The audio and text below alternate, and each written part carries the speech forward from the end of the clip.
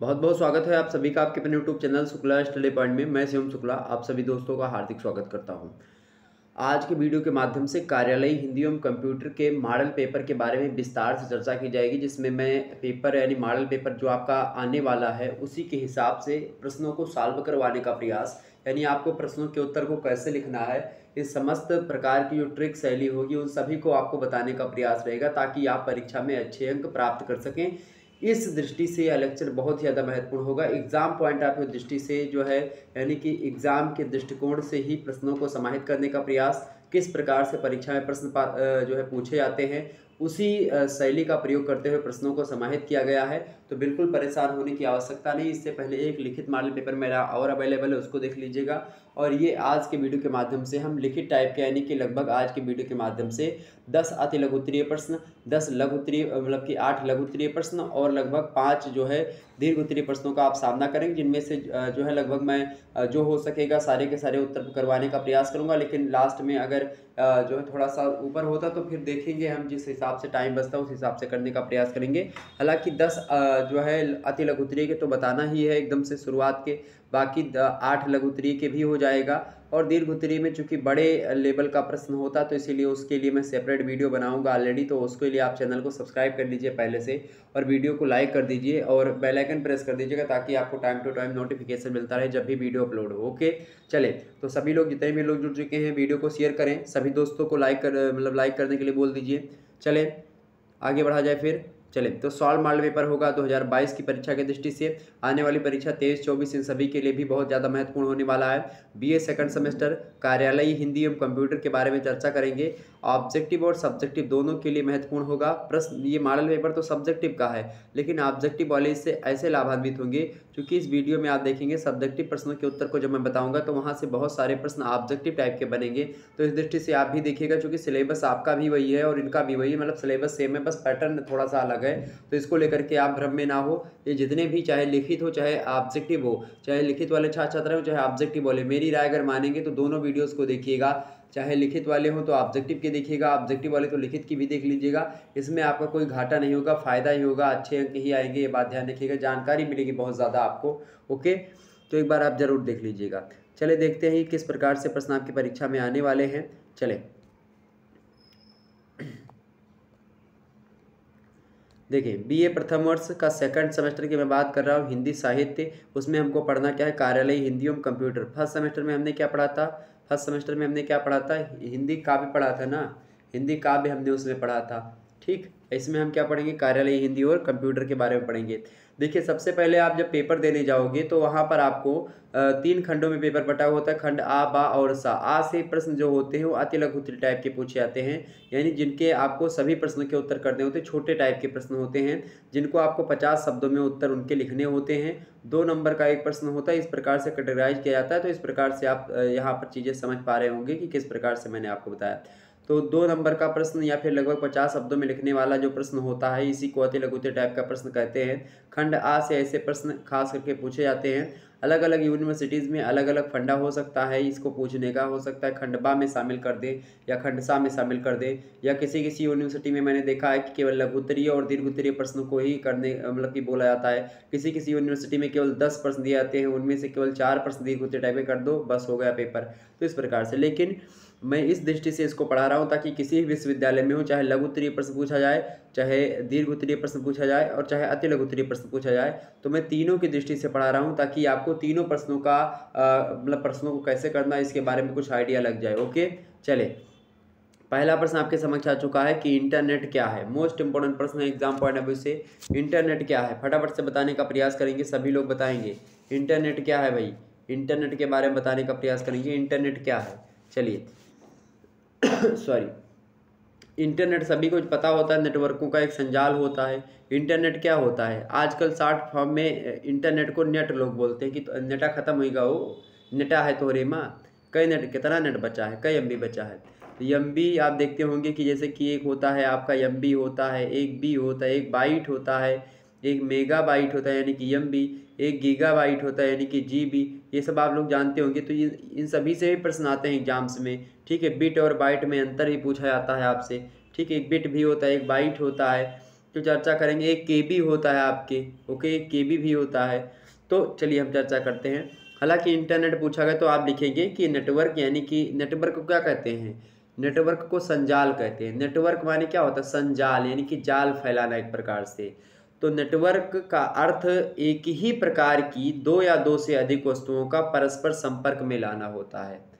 Network का मतलब या इंटरनेट का मतलब क्या होता है, इंटरनेट का मतलब क्या होता है भाई, इंटरनेट के अंतर्गत ही आप देखेंगे। अच्छा, कंप्यूटर नेटवर्क जो होता है इसी को ही नेट जो होता है नेटवर्क को इकट्ठा करता है। नेटवर्क जो होता है कंप्यूटर मतलब कि नेट के माध्यम से ही आता है। तो नेटवर्क यानी कि नेट का कार्य, तो वही होता है आपका जो है इंटरनेट। इंटरनेट का सिंपल सा मतलब होता है कि जब एक ही प्रकार की दो या दो से अधिक वस्तुओं का परस्पर संपर्क में आना, जैसे कि दो मोबाइल है तो एक मोबाइल के माध्यम से दूसरे मोबाइल में संदेश पहुंच गया तो इंटरनेट के माध्यम से पहुंचा, ठीक है। तो एक प्रकार से दो या दो से अधिक वस्तुएं जो कि आपस में ही हैं, यानी कि एक ही कैटेगरी की हैं, या एक ही कैटेगरी से नहीं मतलब है लेकिन एक ही प्रजाति से, जैसे मोबाइल या फिर मोबाइल से कंप्यूटर, तो ये सब कंप्यूटर मोबाइल ये सब टेक्निकल जो है ये एक प्रजाति मान लीजिए आप।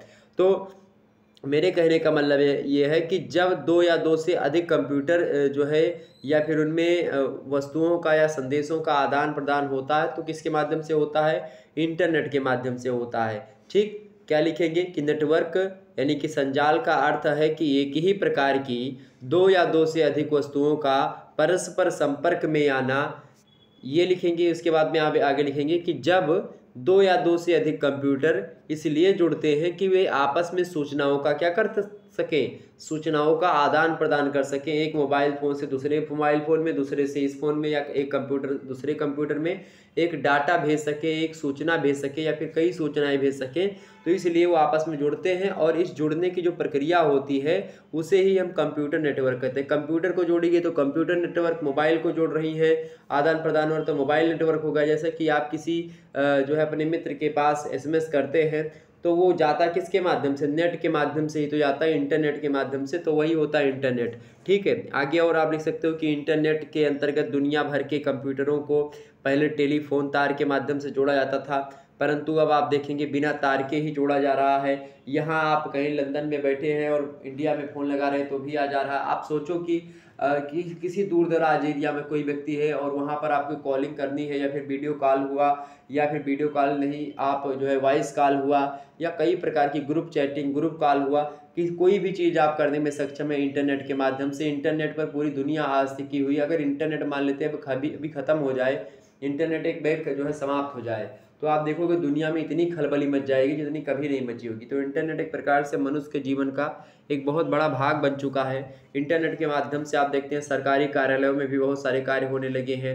हिंदी में आप देखेंगे इंटरनेट के माध्यम से हिंदी में बहुत सारे सॉफ्टवेयर डेवलप हो चुके हैं। इसके अलावा ईमेल वगैरह भेजना हुआ हिंदी के माध्यम से, या फिर कार्यालय पत्रों में, जैसे कि पत्र भेजने का समय नहीं है, पत्र भेजने में ज़्यादा समय भी लगता है, ज़्यादा टाइम भी लगता है, ज़्यादा खर्चा भी लगता है, तो उसको ना करके क्या करते हैं लोग, मेल ही कर देते हैं कि एक कार्यालय से दूसरे कार्यालय में मेल कर दिया तो वो भी एक प्रकार से कार्यालय पत्र का काम कर दिया वो। तो इस समय इंटरनेट का बहुत ज़्यादा महत्व, तो ये सब आप लिख दीजिएगा, इसमें हो जाएगा, कोई दिक्कत नहीं होगी। अगला प्रश्न आप देखिएगा, दूसरा नंबर प्रश्न है बैटिंग से आप क्या समझते हैं। बैटिंग क्या होता है भाई, बैटिंग क्या होता है। तो बैटिंग को हिंदी में क्या कहा जाता है, बैटिंग मतलब होता है हिंदी में जिसको पुनरीक्षण हम कहते हैं उसी को बैटिंग कहते हैं। जिसको अंग्रेजी में आप बैटिंग कहते हैं उसको हिंदी में हम क्या कहते हैं, पुनरीक्षण। पुनरीक्षण माने होता है जब क्या हो जाए, जब अनुवाद, इसे मान लेते हैं किसी भाषा से, मान लेते हैं संस्कृत भाषा से हिंदी में कोई अनुवाद हुआ हो, ठीक है। एक उदाहरण के माध्यम से समझो, जब संस्कृत भाषा से कोई हिंदी भाषा में अनुवाद होता है तो वो अनुवाद यानी कि मान लेते हैं लिखा है कि जो है अजाह चरंती, संस्कृत में लिखा है अजाह चरंती यानी बकरी चरती है। अब यहाँ पर हमने लिखा क्या कि बकरी चरती है, तो बकरी चरती है, अजाह चरंत संस्कृत में था, हमने हिंदी में लिखा बकरी चरती है, तो हमने लिख तो दिया, लेकिन एक बार इसकी जांच करेंगे क्या अजाह चरंती का जो भाव है, अजाह चरंती यानी जो अजाह चरंती वाक्य भाव दे रहा है, क्या हिंदी में बकरी चरती है वही भाव दे रहा है। तो अगर भाव समान हुआ, या हमने एक प्रकार से इसको चेक किया कि भाव समान है, वक्तव्य एक प्रकार से अनुवाद एकदम से सही हुआ है, तो इसी प्रक्रिया को, इसी विधि को पुनरीक्षण कहते हैं, बैटिंग कहते हैं। बैटिंग माने कि जब किसी भाषा से दूसरी भाषा में अनुवाद कर दिया जाए, अनुवाद करने के बाद में क्या हो, जो अनुवाद में हमको प्राप्त डाटा है, उस डाटा यानी कि जो हमको चीज़ मिला, जो हमने अनुवाद किया है, उसको एक बार पुनः चेक कर लें, यानी कि एक बार उसको हम पुनरीक्षण कर लें, यानी कि पुनः चेक कर लें उसको, उसी को क्या कहते हैं, पुनरीक्षण यानी बैटिंग कहते हैं। समझ में आ गई बातें? तो लिखिएगा सभी लोग, क्या लिखेंगे, क्या लिखेंगे कि अनुवाद पूरा हो जाने के बाद इनकी जांच और सुधार की प्रक्रिया पुनरीक्षण कहलाती है। क्या लिखेंगे कि जब किसी भाषा का अनुवाद पूर्ण हो जाता है किसी दूसरी भाषा में, तो अनुवाद पूरा होने के बाद इसकी जांच और सुधार की प्रक्रिया क्या कहलाती है, पुनरीक्षण कहलाती है। ओके, तो पुनरीक्षण आपके समझ में आ गया कि अनुवाद पूरा हो जाने के बाद इसकी जांच और सुधार की प्रक्रिया पुनरीक्षण यानी कि बैटिंग कहलाती है। अंग्रेजी शब्द जो रिवीजन एक है, रिवीजन का मतलब क्या होता है, पुनरावलोकन। रिवीजन माने क्या होता है, पुनरावलोकन। और अंग्रेजी का ही शब्द है कि बैटिंग, बैटिंग माने होता है पुनरीक्षण। अच्छा, पुनरावलोकन और पुनरीक्षण दोनों शब्द में अत्यंत निकटता का संबंध प्रदर्शित होता है, लेकिन आप देखेंगे इन दोनों में थोड़ा सा अंतर भी होता है, परंतु अनुवाद के संदर्भ में बैटिंग शब्द ही उपयुक्त होता है और पढ़ाई के क्षेत्र में पुनरीक्षण ना प्रयोग करके पुनरावलोकन का प्रयोग करते हैं, एक बार दोबारा देख लें। तो जैसे जब आप किसी भाषा से दूसरी भाषा में या अनुवाद करते हैं और अनुवाद को एक प्रकार से जांचते हैं, चेक करते हैं उसको, यानी कि वो एक प्रकार से सुधार करते हैं उसमें या फिर उसकी जांच करते हैं, तो पुनरीक्षण कहलाता है। लेकिन एक बार आपने पढ़ लिया कोई चीज़ और फिर से दोबारा पढ़ लिया, आपको रिकॉल नहीं आ रहा है, आप भूल रहे हो, तो दोबारा एक प्रकार से आपने क्या कर लिया, उसका रिवीजन कर लिया, रिवाइज कर लिया। तो रिवीजन करना दूसरी बात है। रिवीजन करना आम तौर मतलब कि आम बोलचाल की भाषा में कि हाँ रिवीजन कर लिया, यानी कि रिवीजन को हिंदी में क्या कहते हैं, पुनर्अवलोकन, यानी एक प्रकार से दोबारा देख लेना, पुनः अवलोकन कर लेना। अवलोकन माने देखना और पुनः माने, पुनर् माने दोबारा देखना, तो उसी को क्या कहते हैं, पुनरीक्षण मतलब कि पुनर्अवलोकन कहते हैं। लेकिन उसको दोबारा चेक करना कि यह सही है, जांच करना, उसमें सुधार करना, ये बैटिंग कहलाता है, यानी कि ये पुनरीक्षण कहलाता है। तो दोनों में कंफ्यूज तो नहीं होंगे, तो बैटिंग माने पुनरीक्षण होता है, ठीक है। ये अनुवाद में खास करके प्रयोग किया जाता है। तो इतनी चीज आप लिख देंगे, कोई दिक्कत नहीं होनी चाहिए। अगला प्रश्न, तीसरा नंबर प्रश्न है भैया। तीसरा नंबर प्रश्न देखेंगे, परिकल्पना निर्माण के प्रमुख स्रोतों पर संक्षेप में प्रकाश डालिए। परिकल्पना के निर्माण में आपसे प्रश्न पूछ रहा है कि परिकल्पना जो होती है उसके निर्माण में जो प्रमुख स्रोत होते हैं वो कौन कौन से होते हैं, उन्हीं को आपको बताना है कि किन स्रोतों के आधार पर, किन स्रोतों के माध्यम से जो परिकल्पना होती है उसका निर्माण होता है, यानी परिकल्पना बनती है।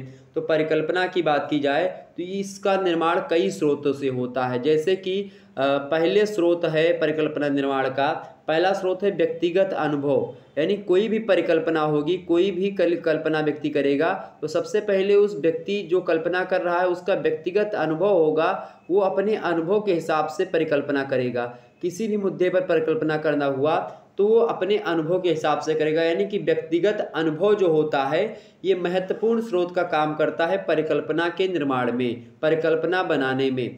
दूसरी बात ध्यान रखिएगा, बड़े ध्यान से सुनिएगा, आपको कहीं पर कुछ और पढ़ने की ज़रूरत नहीं पड़ेगी, सारी चीज़ें आपको समझ में आएगी कि क्या चीज़ें हो रही हैं और किस प्रकार से आपको लिखना है।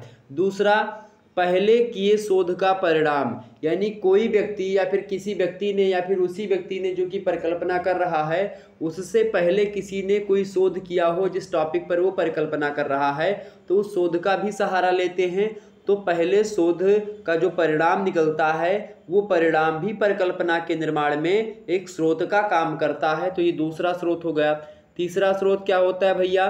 तीसरा स्रोत ये होता है कि कुछ पुस्तकें होती हैं उनका सहारा लेते हैं परिकल्पना निर्माण में, कुछ शोध पत्रिकाएं होती हैं जो कि शोध की हुई हैं लोगों के द्वारा, वो शोध पत्रिकाएं जो हैं वो शोध पत्रिकाएं उनका हम सहारा लेते हैं। और कुछ शोध का सार होता है, जब शोध करने के बाद में कुछ जो निचोड़ निकलता है उस निचोड़ का हम सहारा लेकर के क्या करते हैं, उस निचोड़ का सहारा लेकर के हम किसी परिकल्पना का या किसी कॉन्सेप्ट की अवधारणा को हम बताते हैं। ओके, तो ये बात क्लियर हो गई आपकी। तो पुस्तकें, शोध पत्रिकाएं और शोध सार, इन सभी का सहारा लेते हैं। तो तीसरा प्रकार हो गया आपका तीसरा स्रोत। चौथे स्रोत में आप लिख सकते हो परिकल्पना निर्माण में उपलब्ध सिद्धांत, यानी कुछ सिद्धांत होते हैं उस पर्टिकुलर चीज़ों पर, उन सिद्धांत का सहारा लेकर के आप परिकल्पना कर सकते हो। यानी हिंदी में खासकर जब आप पीएचडी करोगे तब इन सभी बातों का आपको ध्यान आएगा और इन सभी बातों को आप फॉलो करके आप अपनी परिकल्पना, अपनी थीसिस जो होती है, यानी कि जो आपके विचार होते हैं, आपकी जो पुस्तकें होती, जो आप छापते हैं पीएचडी के दौरान लिखी जाती है, तो शोध करना पड़ता है, तो ये बातें उसमें मतलब कि स्रोत के रूप में आप ले सकते हो। उपलब्ध किताबें कुछ होती हैं, मतलब उपलब्ध सिद्धांत होते हैं, चौथे में उपलब्ध सिद्धांत लिख दीजिएगा। पांचवा क्या स्रोत होता है भैया? पांचवा स्रोत होता है कि निपुण विद्वानों के निर्देशन में, यानी कुछ आपको कुछ जो है प्रोफेसर्स के अंडर में आपको शोध करना होता है। तो आप देखते होंगे कि जो चूंकि प्रोफेसर निपुण होते हैं उस क्षेत्रों में शोध करने में, चूंकि पहले कर चुके हैं, उनके पास अनुभव है, व्यक्तिगत अनुभव है, तो उनके पास यानी कि आपके पास दो स्रोत हो जाता है। एक तो व्यक्तिगत अनुभव मिल गया आपको, आपका भी अनुभव है और उस पर्टिकुलर व्यक्ति जिसके निर्देशन में आप कर रहे हैं, तो जो निपुण विद्वान है उनके निर्देशन में शोध या परिकल्पना करनी चाहिए। तो इस प्रकार से आपने देखा कि परिकल्पना निर्माण की परिकल्पना बनाने के लिए प्रमुख स्रोतों के बारे में मैंने आपको बता दिया। पहला स्रोत कौन सा है? व्यक्तिगत अनुभव। दूसरा स्रोत पहले किए गए शोध का परिणाम। तीसरा स्रोत कौन सा है? पुस्तकें, शोध पत्रिकाएं और शोध सार जो होते हैं। और चौथा स्रोत क्या होता है? उपलब्ध सिद्धांत। और पांचवा स्रोत है आपका निपुण विद्वानों के निर्देशन में परिकल्पना की जाए। ओके, तो इस प्रकार से ये सब स्रोत होते हैं किसी भी परिकल्पना को बनाने के लिए। चौथा प्रश्न आप देखिएगा, चौथा प्रश्न आपके समक्ष है, परिपत्र किसे कहते हैं? प्रश्न है कि परिपत्र किसे कहते हैं। भैया जानो कि परिपत्र क्या होता है। पत्र तो आपने सुना होगा, पत्र क्या होता है। पत्र की परिभाषा लिखो, तब तक मैं परिपत्र बताता हूँ। पत्र क्या होता है, चलो बताओ भाई सभी लोग, परिपत्र क्या होता है। परिपत्र को क्या कहते हैं? सर्कुलर बोलते हैं। परिपत्र को अंग्रेजी में क्या कहते हैं? सर्कुलर कहते हैं। ठीक है, परिपत्र को अंग्रेजी में क्या कहते हैं भैया? सर्कुलर कहते हैं। और परिपत्र जो होता है एक प्रकार की सूचना होती है। परिपत्र क्या होती है?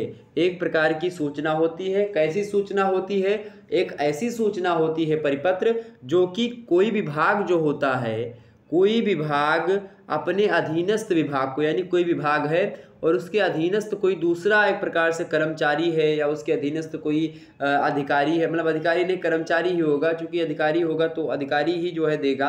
तो जब कोई विभाग या कोई कार्यालय क्या करता है, या कोई विभाग अपने जो उसके अधीनस्थ जो कर्मचारी आते हैं, उस विभाग के अंतर्गत जो कर्मचारी हैं, उन कर्मचारियों को जो सूचना देता है वो परिपत्र जो है कहलाता है। एक प्रकार से परिपत्र विभाग के निर्देश अथवा अनुदेश से संबंध होता है। परिपत्र विभाग की आंतरिक और व्यापक जानकारी के लिए वितरित करवाया जाता है, जो कि एक प्रकार से जो अनुदेश होता है। तो कहीं ना कहीं पे यहाँ पर आपको समझना क्या आवश्यक है, परिपत्र माने होता है कि कोई विभाग है, मान लेते कोई विभाग है, उस विभाग में जो काम कर रहे लोग हैं उनको क्या कहते हैं? कर्मचारी कहते हैं। और उस विभाग में जो कुर्सी पर बैठा हुआ कौन है? वो अधिकारी होते हैं। अधिकारी भी काम करते हैं, लेकिन अधिकारी का काम क्या होता है? सलाह देना, निर्देश देना। ठीक है, तो परिपत्र के माध्यम से वो अधिकारी लोग क्या करते हैं? एक निर्देश जारी करते हैं, एक निर्देश जारी करते हैं कि हाँ ये चीज़ करनी, तो उसी निर्देश को हम परिपत्र कहते हैं। यानी कि अपने भी मतलब किसी विभाग के द्वारा अपने अधीनस्थ कर्मचारियों को लिखे गए पत्र को या लिखी गई सूचना को या भेजी गई सूचना को हम क्या कहते हैं? उसी को सर्कुलर यानी कि परिपत्र कहते हैं, कि अपने ही अधीनस्थ जो कर्मचारी है उन्हीं को लिखा गया है। जैसे मान लेते हैं कि कोई यूनिवर्सिटी है, यूनिवर्सिटी में जो है मान लेते हैं वो कोई परीक्षा का एक प्रकार से नोटिस जारी कर रहा है, तो नोटिस जारी होती है आप देखते होंगे, तो वो जो होता है वो परिपत्र के भांति ही होता है, क्योंकि वो अपने से अधीनस्थ जो उसके रिलेटेड जो उसके एफिलेटेड कॉलेज हैं उनके लिए कहता है कि हाँ महाविद्यालय कार्य कराने का एक प्रकार से काम सुनिश्चित करे, तो परिपत्र की ही श्रेणी में आप रख सकते हो। तो इस प्रकार से आपने परिपत्र के बारे में जाना कि परिपत्र होता क्या है। ठीक है, परिपत्र के ही समकालीन एक दूसरा होता है जिसको अनुस्मारक कहते हैं, रिमेंबर। ठीक है, अनुस्मारक, अनुस्मारक का भी बड़ा एक प्रकार से योगदान रहा है हिंदी साहित्य में या फिर पत्र पत्रिकाओं के क्षेत्रों में।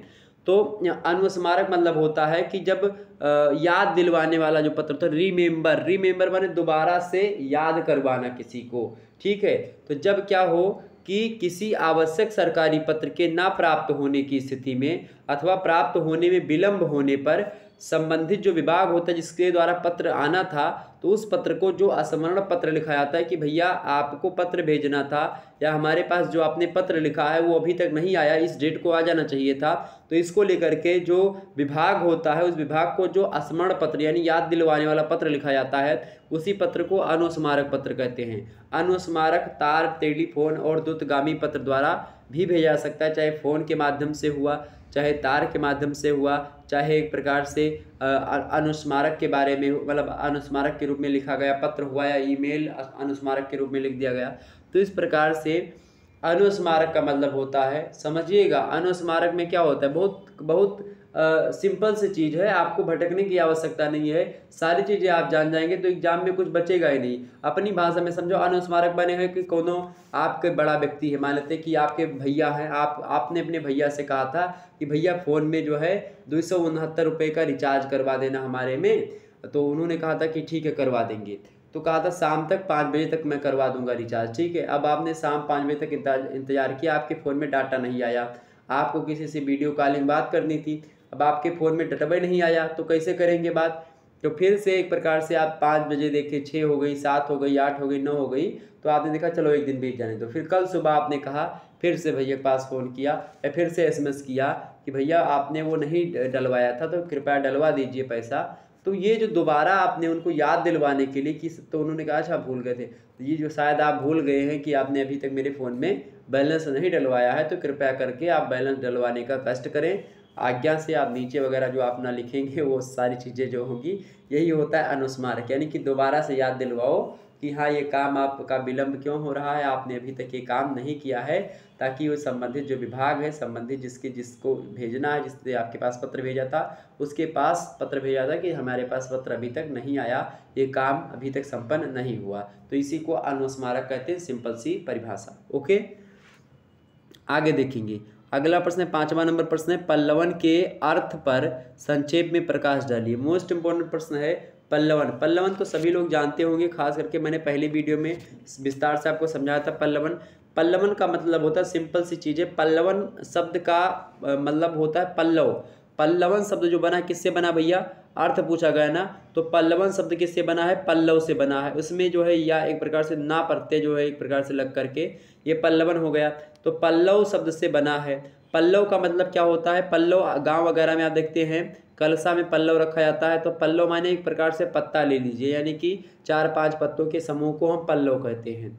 कितने, 4-5 पत्तों के समूह को हम पल्लव कहते हैं। पत्ता जिस रूप में दिखता है वैसा क्या वह मूल रूप में नहीं होता है, बिल्कुल नहीं होता है। उसका मूल रूप क्या होता है, पत्ता कैसे बनता है, पत्ता पेड़ों में लगता है। पेड़ कैसे बनता है, पेड़ जो होता है वो बीज से बनता है। किससे बनता है, बीज से बनता है। तो बीज से बना क्या, पत्ता। अच्छा, बीज, छोटे से बीज से एक प्रकार से पूरे के पूरे पेड़ का निर्माण हुआ, पेड़ में बहुत सारे पत्ते लगे, तो एक प्रकार से आप सोचो कि क्या होता है, मिट्टी में दबा हुआ जो बीज होता है उसी का विस्तृत रूप होता है पल्लव या पत्ता। मान सकते हैं ना, क्योंकि बीज से अंकुर, अंकुर से बना तना, तना से बना फिर पेड़, पेड़ से बना फिर पल्लव, ऐसे तो होता है। तो पल्लव जो होता है, जिस प्रकार से बीज का विस्तारण हुआ, बीज के द्वारा पल्लव का, पत्तों का, तने का बड़े वृक्ष का निर्माण हो गया, छोटे से बीज से बड़े से वृक्ष का निर्माण हो गया। इसी प्रकार से हिंदी साहित्य में पत्र पत्रिकाओं के क्षेत्र में जो पल्लवन होता है, खास करके कोई बीज के आकार का कोई शब्द लिखा होता है, उसी को बड़ा, यानी कि जब वही शब्द बड़ा मतलब किसी बड़े भाषा में या फिर प्रकार से कई लंबे शब्दों में लिखा जाता है, तो उसी को हम क्या कहते हैं, पल्लवन।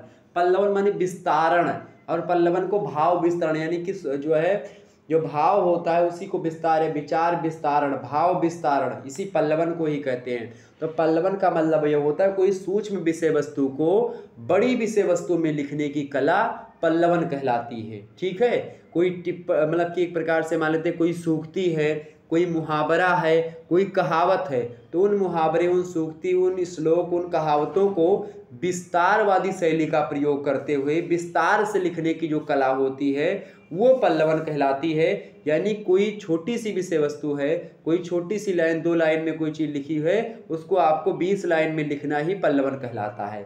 सिंपल सी परिभाषा है, ठीक है। यानी जैसे जिसकी लाठी उसकी भैंस, अब भाव वही रहना चाहिए, भाव परिवर्तन ना हो, जिसकी लाठी उसकी भैंस पर ही पूरा का पूरा ध्यान केंद्रित होकर के भाव विस्तारण जिसकी लाठी उसकी भैंस का करना चाहिए। ओके, इस प्रकार से नाच न जाने आंगन टेढ़ा, इस प्रकार से। तो पल्लवन का मतलब समझ में आ गया। तो पल्लवन का मतलब होता है, एक बार फिर से सुनिएगा, पल्लवन का मतलब होता है पल्लवन, या फिर आप लिखेंगे कि वह प्रक्रिया भाषा के संदर्भ में पल्लवन कही जाती है जो कि बीज के विस्तारण को ही, मतलब जो बीज का विस्तारण होता है जिससे पल्लव का निर्माण होता है, उसी को भाषा के संदर्भ में पल्लवन कहा जाता है। आप लिखेंगे कि किसी सूत्र, किसी विचार, किसी भाव, किसी वाक्य, क्या क्या कहा मैंने, कोई सूत्र हो, कोई विचार हो, कोई भाव हो, कोई वाक्य हो, कोई मुहावरा हो, कोई लोकोक्ति हो, कोई कहावत हो, इन सभी का विस्तार से व्याख्या प्रस्तुत करना ही क्या कहलाता है, पल्लवन कहलाता। सिंपल सी परिभाषा है। पल्लवन लिखते समय कई सारी चीज़ें आपको ध्यान रखनी चाहिए। पल्लवन लिखते समय, चूँकि पल्लवन जो होती है, पल्लवन की विशेषताएं कुछ, जैसे पल्लवन क्या होता है, पल्लवन एक गद्य कृति होती है, पल्लवन एक रचनात्मक विधा होती है, पल्लवन मूल विषय बाध्यता होती है, पल्लवन में जो चीज़ कही गई उसी को आपको फोकस करना होता है, स्वाभाविकता इसमें निहित होती है, मौलिकता इसमें निहित होती है। पल्लवन में कल्पनाशीलता का भी आप प्रयोग कर सकते हैं। पल्लवन में स्वच्छंद होता है, पल्लवन लिखने के लिए आप स्वच्छंदता से लिख सकते हैं। और इसके अलावा जो है इसमें एक लाइन के बाद दूसरी लाइन पढ़ने पर व्यक्ति मजबूर हो, इसकी इस दृष्टि से लिखा जाता है। शब्द चयन की एक प्रकार से इसमें व्यवस्था होती है अच्छी, भाषा एक प्रकार से इसकी ठीक ठाक होनी चाहिए ताकि लोग पढ़ सकें। तो तमाम प्रकार की चीज़ें हैं, स्पष्ट होना चाहिए, सरल होना चाहिए, सुस्पष्ट हो ताकि लोग पढ़ें। ओके, तो ये पल्लवन होता है। ओके, अगला प्रश्न देखेंगे। अगला प्रश्न है, प्रारूपण को संक्षेप में स्पष्ट कीजिए। प्रारूपण क्या होता है? तो प्रारूपण को अंग्रेजी में हम क्या कहते हैं? ड्राफ्टिंग कहते हैं। अंग्रेजी का जो ड्राफ्टिंग शब्द है, ड्राफ्टिंग कमेटी एक बनी थी, आपने सुना होगा। ड्राफ्टिंग कमेटी के अध्यक्ष कौन थे? B.R. अम्बेडकर थे। पॉलिटिकल साइंस में आप पढ़ते हैं। तो ड्राफ्टिंग कमेटी जो है इसके अध्यक्ष कौन थे? B.R. अम्बेडकर, भीमराव अम्बेडकर थे। यानी कि जो एक प्रकार से ड्राफ्ट माने होता है प्रारूप, ड्राफ्टिंग माने होता है प्रारूपण, प्रारूप तैयार करने की प्रक्रिया प्रारूपण कहलाती है। तो भैया प्रश्न उठता है कि प्रारूप क्या होता है? तो प्रारूप मतलब होता है मेरे प्यारे दोस्तों, जैसे कि सांचा गांव वगैरह में देखते हैं, ईंटवा, जब ईंटा बनता है, ईंट जानते हैं, ईंट समझते हैं जिससे घर बनता है।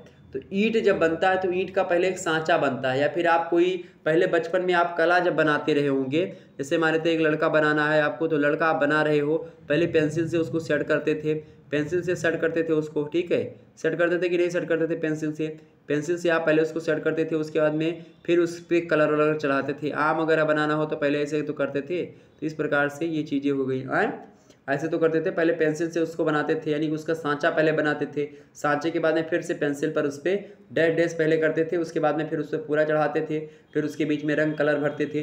तो ये एक प्रकार से सांचा बनाने की कला या सांचा बनाने की प्रक्रिया ही प्रारूपण कहलाती है, और सांचे को ही प्रारूप कहते हैं, ठीक है, ड्राफ्ट कहते हैं। जैसे दर्जी जो होता है वो सिलने से पहले एक चाक छुरी लेकर के कपड़े पर ड्राफ्ट बना लेता है कि हाँ यहाँ से हमको काटना है, ठीक है, तो वही होता है ड्राफ्ट। तो अब हिंदी साहित्य में, भाषा में आप देखेंगे प्रारूपण जो होता है, हिंदी में प्रारूपण को मसौदा लेखन कहते हैं, आलेखन भी इसी को कहा जाता है, और प्रारूप लेखन, इन सभी नामों से इसको जाना जाता है। सामान्य अर्थों में प्रारूपण से अभिप्राय पत्रों को या सूचनाओं या परिपत्रों या समझौतों के प्रारूप को तैयार करना ही होता है, जिन्हें सरकारी कार्यालयों और व्यावसायिक संस्थानों में आए दिनों तैयार किया जाता है। कि क्या क्या पहले हमको करनी, कोई कार्यकारिणी करनी हो, मतलब कुछ हमको करना हुआ, पत्र लिखना हुआ या सूचना कोई भेजनी हो, या हमको कोई समझौता का जो प्रकार से करना हुआ, तो उसका प्रारूप तैयार करना, यानी कि वो समझौता किस प्रकार से होगा, कैसे कैसे क्या होगा, उसको तैयार करना ही क्या कहलाता है? प्रारूपण कहलाता है। और जो तैयार की हुई प्रतिफल में प्रक्रिया हमको प्राप्त होती है, यानी जो तैयार होता है, जो कागज में लिख करके हमने तैयार किया, वो प्रारूप कहलाता है। तो प्रारूप लिखने की प्रक्रिया प्रारूपण कहलाती है, टिप्पण लिखने की प्रक्रिया टिप्पणी कहलाती है। ओके, ये सारी चीज़ें ध्यान रखिएगा। तो प्रारूपण समझ में आ गया आपके। अगला प्रश्न देखिएगा। अगला प्रश्न आपके समक्ष है, संक्षेपण को संक्षेप में लिखिए। संक्षेपण को संक्षेप में क्या होता है, जब संक्षेपण को संक्षेप में लिखिए। देखिए बड़ा अच्छा यहाँ पर तालमेल बैठ रहा है। अनुप्रास अलंकार की उत्पत्ति थोड़ा सा दिखाई पड़ी यहाँ पर। संक्षेपण को संक्षेप में लिखिए यानी कम शब्दों में लिखिए। तो संक्षेपण मतलब समझ गए होंगे, संक्षेप में लिखना। संक्षेप में लिखना बार बार आपने नाम सुना, यानी कि किसी बड़ी विषय वस्तु को, किसी बड़े भाव को, किसी बड़े विचारों को, किसी बड़े वाक्य, किसी बड़ी सूक्ति को आपको कम शब्दों में बयां करना है, कम चीज़ों में लिखना, ताकि जैसे कि क्या, जो बड़े बड़े अधिकारी होते हैं, उदाहरण के रूप में समझो, जो बड़े बड़े अधिकारी होते हैं उनके पास इतना टाइम तो होता नहीं कि किसी का परपत्र या फिर किसी का पत्र, किसी का अनुस्मारक या किसी की समस्या को या किसी भी चीज़ को बड़े ध्यान से, किसी पत्र पत्रिका को खूब ढेर देर तक पढ़ें, या इतना समय तो उनके पास होता नहीं। तो वो एक प्रकार से एक व्यक्ति को रखते हैं जो कि क्या करता है, संक्षेपक होता है। तो संक्षेपक जो होता है वो क्या करता है, वो उस जो विषय वस्तु होती है उसको स्वयं पढ़ता है और पढ़ने के बाद में उसको कम शब्दों में उसको मतलब जो अधिकारी होते हैं उनको बताता है। जैसे कि मोदी जी से एक सलाहकार रखते हैं, तो क्या मोदी जी पूरी दुनिया के बारे में, मतलब भारत के बारे में सारी चीज़ें खुद ही जान लेते हैं। इकोनॉमी के क्षेत्र में कोई फैसला लेना हो तो खुद ही देते हैं, नहीं, इकोनॉमी वाला जो प्रोफेसर होता है वो देता है। इसी प्रकार से हर एक क्षेत्र का एक मझा हुआ व्यक्ति को सलाहकार रखा जाता है हर एक क्षेत्र का। जैसे अजीत डोभाल सलाहकार थे मोदी जी के।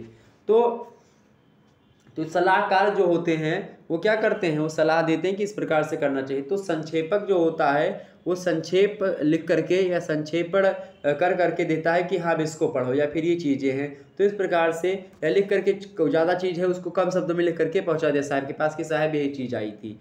तो संक्षेपण जो है ये अंग्रेजी में किस शब्द से बना है, प्रेसिस शब्द से बना है। ओके, और इसका हिंदी रूपांतरण है। संक्षेपण का अर्थ क्या होता है, संक्षेप या सार प्रस्तुत करना। ऐसे कहते नहीं कि हाँ इसका सारांश लिखें, आपके उसमें आता है जैसे कहानी कोई है या कोई उपन्यास है तो कहा था कि इसकी कथा वस्तु पर मतलब किस संक्षेप में लिखें, या फिर इसकी एक प्रकार से इसका जो है सार प्रस्तुत करें, सारांश लिखें, समरी लिखें, ऐसा आता है ना लिखने के लिए हिंदी में। तो उसी सार या समरी लिखने को ही हम संक्षेपण कहते हैं। ठीक है, तो इस प्रकार से अगर हम बताएं तो संक्षेपण से अभिप्राय एक ऐसी रचना से होती है जिसमें किसी वक्तव्य, किसी लेख, किसी निबंध, किसी अनुच्छेद यानी कोई आर्टिकल है, उस आर्टिकल आदि में व्यक्त किए गए जो भाव हैं, जो विचार हैं, उनको संक्षेप में प्रस्तुत किया जाता है और इसी प्रक्रिया को हम संक्षेपण कहते हैं।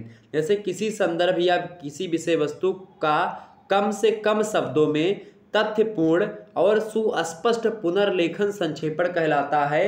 कि एक बड़ी विषय वस्तु किसी अधिकारी के सामने आई, उसको जो संक्षेपक होता है वो उसी विषय वस्तु को कम शब्दों में लिख करके और अपने मालिक के पास, अपने अधिकारी के पास उसको सेंड कर देता है कि साहब ये पत्र फला जगह से आया है। क्योंकि उनके पास बड़ी बड़ी विषय जो है उसको पढ़ने का समय नहीं होता, टाइम नहीं होता। तो संक्षेपण समझ में आ गई चीज़ें क्या होती हैं, आगे समझते हैं।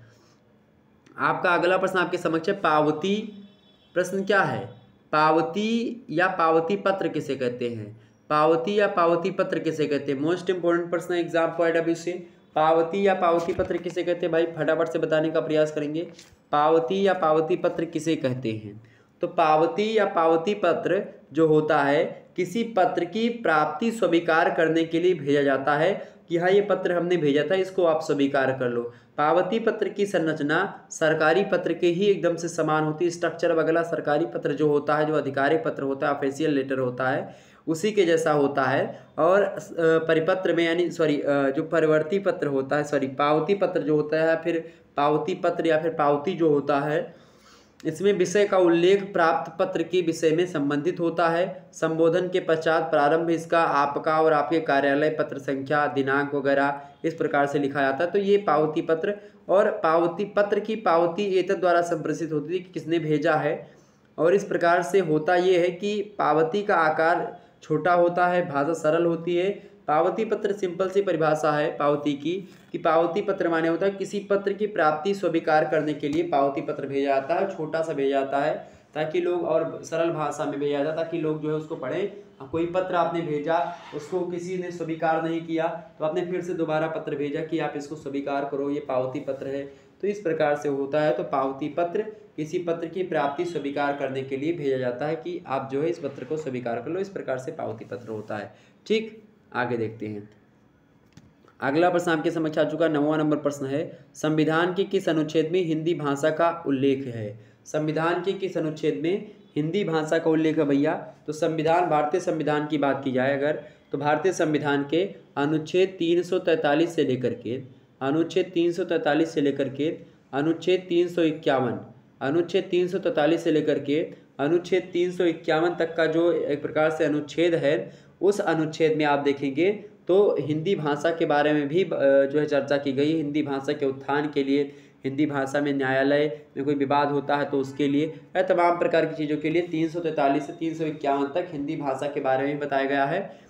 उनमें से संविधान में हिंदी भाषा के बारे में जो मुख्य रूप से उल्लेख मिलता है वो 343 यानी शुरुआत पहले अनुच्छेद में लिखा गया है 343 में कि भारत की राजभाषा हिंदी होगी और लिपि कौन सी होगी? देवनागरी होगी। देवनागरी लिपि माने जैसे कि जिसमें आप हिंदी लिखते हो, जैसे कि जहाँ पर आपके समक्ष जो लिखा हुआ प्रतीत हो रहा है, जैसे पावती पत्र लिखा है, ये पावती पत्र देवनागरी लिपि में लिखा है। लिखने की कला को लिपि कहते हैं। लिखने की प्रक्रिया क्या कहलाती है? लिपि कहलाती है। तो ये देवनागरी लिपि में लिखा है। जैसे कि मैंने लिखा, यहाँ पर मान लेते हैं मैंने लिखा राम, ये राम मैंने लिखा देवनागरी लिपि में। और शब्द कैसा है? राम हिंदी शब्द है, लेकिन लिखा किस में? हमने देवनागरी लिपि में। यही राम हम अंग्रेजी में भी लिख सकते हैं, यानी कि रोमन लिपि में। रोमन लिपि में हमने राम कैसे लिखा? RAM राम। ये राम रोमन लिपि में लिखा है और ये राम देवनागरी लिपि में लिखा है, समझिए।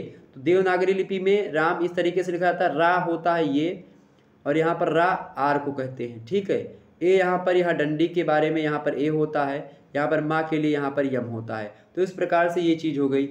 तो संविधान के 343 अनुच्छेद में कहा गया है भारतीय संविधान के कि भारत की राजभाषा क्या होगी? हिंदी होगी और लिपि क्या होगी? देवनागरी होगी। ओके, संघ की राजभाषा हिंदी होगी और लिपि देवनागरी होगी, ऐसा कहा गया 343 अनुच्छेद में। ओके, और इसके बाद में जो बाकी अनुच्छेद हैं उसमें उसके हिंदी के विकास को लेकर के बातें बताई गई हैं कि किस किस प्रकार से हिंदी का प्रयोग किन किन कार्यालयों में, संस्थाओं में किस प्रकार से होगा। ठीक, तो अनुच्छेद 343 से लेकर के 351 तक हिंदी से संबंधित विभिन्न प्रावधानों का उल्लेख किया गया है। और इसमें आप देखें प्रादेशिक भाषाओं का बात की गई है, हिंदी में विकास संबंधित नियम भी सम्मिलित किए गए हैं। और हिंदी भाषा को मुख्य रूप से बात की है 14 सितंबर, ऑब्जेक्टिव वालों ध्यान दीजिए, 14 सितंबर 1949 यानी कि 1949, 14 सितंबर 1949 को हिंदी राजभाषा के रूप में स्थापित हुई। कब स्थापित हुई? तो हिंदी राजभाषा के रूप में 14 सितंबर 1949 को हिंदी राजभाषा के रूप में स्थापित होती है। ये बात आप ध्यान रखिएगा। तो हिंदी राजभाषा के रूप में कब स्थापित हुई? 14 सितंबर 1949 ईस्वी को। ओके, क्लियर हो गई बातें? ये चीज़ क्लियर हो गई, कोई दिक्कत नहीं होनी चाहिए ना। तो संविधान के अनुच्छेद के बारे में यहाँ पर मैंने बातें बता दी। अच्छा, संविधान के आपसे कभी कभी एग्जाम में ये प्रश्न पूछ लेता है कि संविधान की 8वीं अनुसूची में मान्यता प्राप्त भाषाओं मतलब कितनी भाषाएं हैं? तो मान्यता प्राप्त कितनी भाषाएं हैं? 22 भाषाएं हैं। पहले कितनी भाषा सम्मिलित थी? पहले 14 भाषाएं थी। तो उसके बाद में क्या हुआ कि सिंधी भाषा जुड़ती है। सिंधी भाषा जुड़ी तो कितनी हो गई? 15 हो गई। एक भाषा सिंधी जुड़ी, उसके अंदर फिर 3 भाषा जुड़ी, यानी कि नमक माने होता है नेपाली, मणिपुरी और कोंकणी। ठीक है, नेपाली, मणिपुरी और कोंकणी जो है ये 3 भाषा जुड़ी। तो 14, 15 और 3 18 हो गई। उसके बाद में फिर लास्ट में कितनी? 4 भाषा जुड़ी। 4 भाषा में आप देखेंगे बोडो मास, आप एक सूत्र याद रखिएगा, बोडो मास। बोडो मास का मतलब क्या होता है? बोडो मास माने होता है पहली भाषा बोडो, डी से मतलब डोंगरी, और मतलब डो से डोंगरी, मास से क्या हो गई? मैथिली, और सा से संथाली। तो बोडो, डोंगरी, मैथिली, संथाली, ये 4 भाषाएं लास्ट में जुड़ती हैं। तो इस प्रकार से अब 22 भाषाएं जो हैं ये भारतीय संविधान में, जैसे कि 22 भाषाओं में असमिया हो गई, बंगला हो गई, गुजराती हो गई, हिंदी हो गई, कन्नड़ हो गई, आपकी कश्मीरी हो गई, मलयालम हो गई, मराठी हो गई, उड़िया, पंजाबी, संस्कृत, सिंधी, तमिल, तेलुगु, उर्दू, मणिपुरी, कोंकणी, नेपाली, बोडो, डोगरी, मैथिली, संथाली, ये तमाम प्रकार की भाषाएं जो हैं 22 तरीके के, ये भारतीय संविधान की 8वीं अनुसूची में मान्यता प्राप्त भाषाओं के रूप में आती हैं, जो कि मैंने आपके समक्ष कह सुनाई। ओके, आगे बढ़ते हैं। अगला प्रश्न 10वां नंबर प्रश्न आपके समक्ष है, सरकारी पत्रों के 4 प्रकारों का नाम लिखिए। सरकारी पत्रों के 4 प्रकारों का नाम लिखिए। भैया मोस्ट इंपोर्टेंट प्रश्न है। सरकारी पत्रों के 4 प्रकार कौन कौन से हैं? सरकारी पत्र 4 सरकारी पत्र को ही शासकीय पत्र भी कहा जाता है। सरकारी पत्र को क्या कहा जाता है? शासकीय पत्र ही कहा जाता है। ओके, बात ध्यान रखेंगे। और सरकारी पत्र जो होता है ये औपचारिक पत्र होता है। तो कभी कभी पूछा था कि पत्र कितने प्रकार के होते हैं, तो पत्र दो ही प्रकार के होते हैं, एक अनौपचारिक पत्र होते हैं, एक औपचारिक पत्र होते हैं। औपचारिक पत्र जो कानूनी दृष्टि से यानी कि एक प्रकार से विधि संगत होते हैं सही तरीके, तो वो औपचारिक होते हैं। अनौपचारिक मतलब होता है एक प्रकार से जो इसे लिख दिया पत्र किसी को, लव लेटर इधर उधर का जो हो गया वो सब अनौपचारिक पत्र हो गए। यानी कि कैसे कि शादी विवाह में पत्र लिख गया, मुंडन में पत्र लिख गया, इसी प्रकार से तमाम प्रकार के जो अन्य फंक्शनों पर कोई व्यक्तिगत पत्र होते हैं वो सभी किस प्रकार से अनौपचारिक पत्र में आते हैं। तो आप देखेंगे व्यवसायिक मतलब कि औपचारिक पत्रों में आप देखेंगे औपचारिक पत्रों को व्यावसायिक पत्र भी कहा जाता है। जैसे कि औपचारिक पत्रों में आप देखेंगे जैसे कि विशुद्ध सरकारी पत्र एक होता है, यानी कि शासकीय पत्र जिसको कहते हैं, जिसके बारे में यहाँ पूछा गया है। एक होता है अर्ध सरकारी पत्र। ओके, तो दो पत्र इसमें भी होते हैं औपचारिक पत्रों के। तो सरकारी पत्र या शासकीय पत्रों के चार प्रकार कौन कौन से हैं। पहला होता है परिपत्र यानी कि सर्कुलर। सरकारी पत्रों में एक परिपत्र होता है यानी सर्कुलर भेजा जाता है। दूसरा क्या होता है, प्रेस विज्ञप्ति की जाती है, प्रेस में छपा जाता है कोई चीज़, प्रेस विज्ञप्ति की जाती है। तीसरी बात क्या होता है, यानी कि प्रेस नोटिफिकेशन दी जाती है। तीसरी बात होती है कि सूचना यानी कि नोटिस जारी की जाती है, सूचना दी जाती है। और चौथी बात क्या होती है, चौथा जो होता है इसका प्रकार नीलाम सूचना, यानी कि जो एक्शन जो नोटिस होती है, एक्शन को लेकर के कोई नोटिस होती है तो वो नीलाम नोटिस कहलाती है। तो इस प्रकार से चार जो है प्रकार होते हैं शासकीय पत्रों के। कौन कौन से, परिपत्र, प्रेस विज्ञप्ति, सूचना, नीलाम सूचना, यानी कि सर्कुलर, प्रेस नोटिफिकेशन, नोटिस और एक्शन नोटिस, ये सब होता है सरकारी पत्रों के प्रकार। ओके, तो इस प्रकार से आप लोगों ने 10 अति लघु उत्तरीय प्रश्नों के उत्तर को समझा। अच्छा, इन प्रश्नों के उत्तर को मैंने लघु उत्तरीय दीर्घ उत्तरीय टाइप का भी बता दिया, ताकि आपको अगर एग्जाम में प्रश्न पूछ लिया गया और आप पढ़े लिखे नहीं हैं ज़्यादा, मतलब इसका मतलब ये नहीं कि आपने किताब नहीं पढ़ा, इसका मतलब ये नहीं कि आप साक्षर नहीं, आप जानते नहीं कुछ। मेरे कहने का मतलब ये है कि आप मतलब किताब नहीं पढ़े और तो उसको लेकर के परेशान ना हो। आपने ये वीडियो देखा, इसमें जो बातें मैंने आपको समझाई, जो बातें मैंने आपको बताई, वो चीज़ें आपके दिमाग में चल रही होंगी। बस उसी के हिसाब से बना कर जितना आप लिख पाइएगा लिख दीजिएगा, आपको नंबर मिलेगा।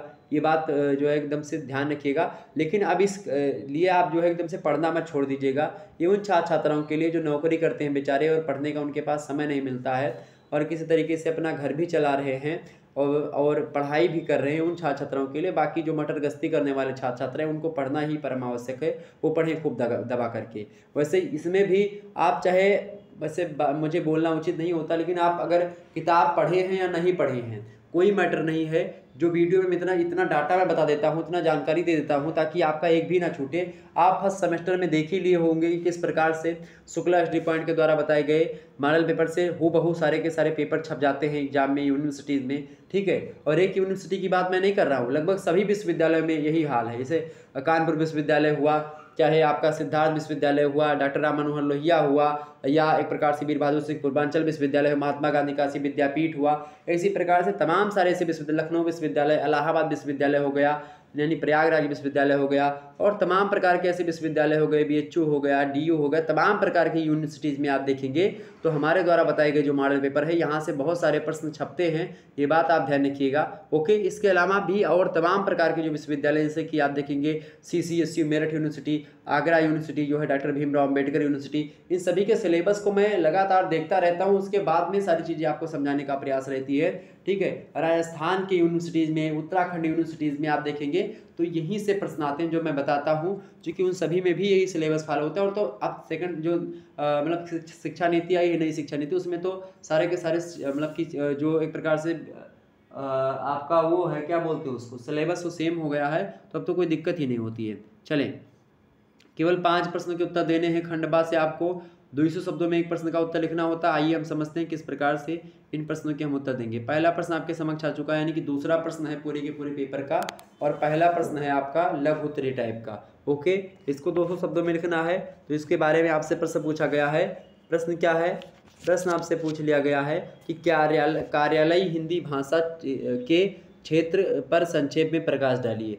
प्रश्न क्या है, कार्यालयी हिंदी भाषा के क्षेत्र पर संक्षेप में प्रकाश डालिए। तो यह स्पष्ट है मेरे प्यारे दोस्तों कि जहां किसी भी संस्था के अधिकारियों के द्वारा उस संस्था का कार्य सहज रूप से क्रियान्वित यानी कि किया जाता है, क्रियान्वित माने होता है कि सुचारू रूप से जारी किया जाता है, वह कार्यालय कहा जाता है। तो जहां किसी संस्था के अधिकारियों के द्वारा उस संस्था का कार्य सहज रूप से क्रियान्वित यानी किया जाता है, वह कार्यालय कहलाता है। और राजभाषा संबंधी संवैधानिक प्रावधानों में कार्यालयी हिंदी के क्षेत्र अधिकार के संबंध में राजभाषा अधिनियम आया था 1976 का। 1976 में राजभाषा अधिनियम आया, उसमें पूरी तरह से स्पष्ट कर दिया गया है। लेकिन शासन ने इस व्यवस्था को निर्धारित करते समय भारत के सभी राज्यों को 3 वर्गों में बांटा था कि 3 वर्गों में कार्यालयी हिंदी के हिसाब से बांटा था कि भारत, चूँकि भारत तो मतलब कि भारत में हिंदी कुछ लोग ऐसे हैं जो कि हिंदी बोलते हैं, तो अधिकतर लोग ऐसे हैं जो कि हिंदी बोलते हैं, कुछ लोग ऐसे जो कि हिंदी नहीं बोलते हैं, अलग अलग भाषा बोलते हैं। तो हिंदी जो है एक प्रकार से इसको 3 वर्गों यानी भारत के जो एक प्रकार से एरियाज़ हैं उनको, यानी भारत के जो क्षेत्र हैं उन यानी राज्यों को 3 वर्गों में बांटा। एक का वर्ग के क्षेत्र वाले राज्य होते थे, एक खा वर्ग का राज्य होता था। तो का, खा और एक गा, ठीक है, ये क्षेत्र था। तो भाषा के क्षेत्र पर यही पूछा जा रहा ना, तो कार्यालयी हिंदी में भाषा के क्षेत्र को लेकर के 3 क्षेत्र बांटे गए। पहला है का वर्ग के क्षेत्र, दूसरा है खा वर्ग के क्षेत्र, तीसरा है गा वर्ग के क्षेत्र। अच्छा, अब का वर्ग के क्षेत्र कौन कौन से थे? का वर्ग के क्षेत्र के अंतर्गत जैसे कि का वर्ग के क्षेत्रों में ऐसे राज्य आते थे जो कि हिंदी पूर्ण रूप से जानते थे बोलना। जैसे हिंदी पूर्ण रूप से कौन? उत्तर भारत में आप देखेंगे, खास करके जैसे उत्तर भारत में भी आप देखेंगे, जैसे बिहार हो गया, हरियाणा हो गया, हिमाचल प्रदेश हो गया, मध्य प्रदेश हो गया, छत्तीसगढ़ हो गया, झारखंड हो गया, उत्तराखंड हो गया, राजस्थान हो गया, और सबसे बड़ी बात है उत्तर प्रदेश जो है, ये उत्तर प्रदेश के अलावा अंडमान निकोबार द्वीप समूह और दिल्ली संघ राज्य, अंडमान निकोबार द्वीप समूह, दिल्ली संघ राज्य, ये सारे के सारे राज्य का वर्ग में रखे गए, जहाँ पर हिंदी एक प्रकार से सभी लोग बोलते और समझते हैं लगभग, ठीक है। तो का वर्ग में वे एरियाज या वह क्षेत्र रखे गए, वे राज्य रखे गए जहाँ पर हिंदी प्रमुख भाषा के रूप में थी या प्राथमिक भाषा या प्रथम भाषा के रूप में थी। जैसे बिहार, हरियाणा, हिमाचल प्रदेश, अंडमान निकोबार द्वीप समूह, दिल्ली संघ राज्य, उत्तर प्रदेश, राजस्थान, उत्तराखंड, झारखंड, छत्तीसगढ़, मध्य प्रदेश, हिमाचल प्रदेश, ये सारे के सारे राज्य ओके एक का वर्ग में हैं। खा वर्ग में वे राज्य थे जो कि एक प्रकार से कुछ कम हिंदी जानते थे लेकिन हिंदी से जुड़ी हुई भाषाएं बोली जाती थी। जैसे कि आपका गुजरात हो गया, वहाँ पर गुजराती है, लिपि हिंदी की ही प्रयोग होती कहीं ना कहीं पे, तो गुजराती हो गई। महाराष्ट्र हो गया, पंजाब हो गया, यहाँ पर चंडीगढ़ हो गया, दमन और दीव हो गया, दादर एवं नगर हवेली संघ राज्य क्षेत्र हो गए। तो इन सभी में आप देखेंगे ये सभी खा वर्ग क्षेत्र के अंतर्गत आते हैं, यानी यहाँ पर हिंदी जो है द्वितीयक भाषा के रूप में, यानी कि हिंदी बोली जाती है, मतलब हिंदी जानते हैं लोग। हिंदी और जैसे पंजाबी थोड़ा थोड़ा समझ पाएंगे आप, हिंदी और पंजाबी के बारे में समझ जाएंगे अगर, मतलब कि जो बोलने की प्रक्रिया है भाषा में जो चीज़ें हैं वो समझ जाएंगे आप, उसमें कोई दिक्कत नहीं होगी। तो उसको हम खा वर्ग के क्षेत्र में रखते हैं जिनकी भाषा को हम समझ सकते हैं, हिंदी भाषी वाले।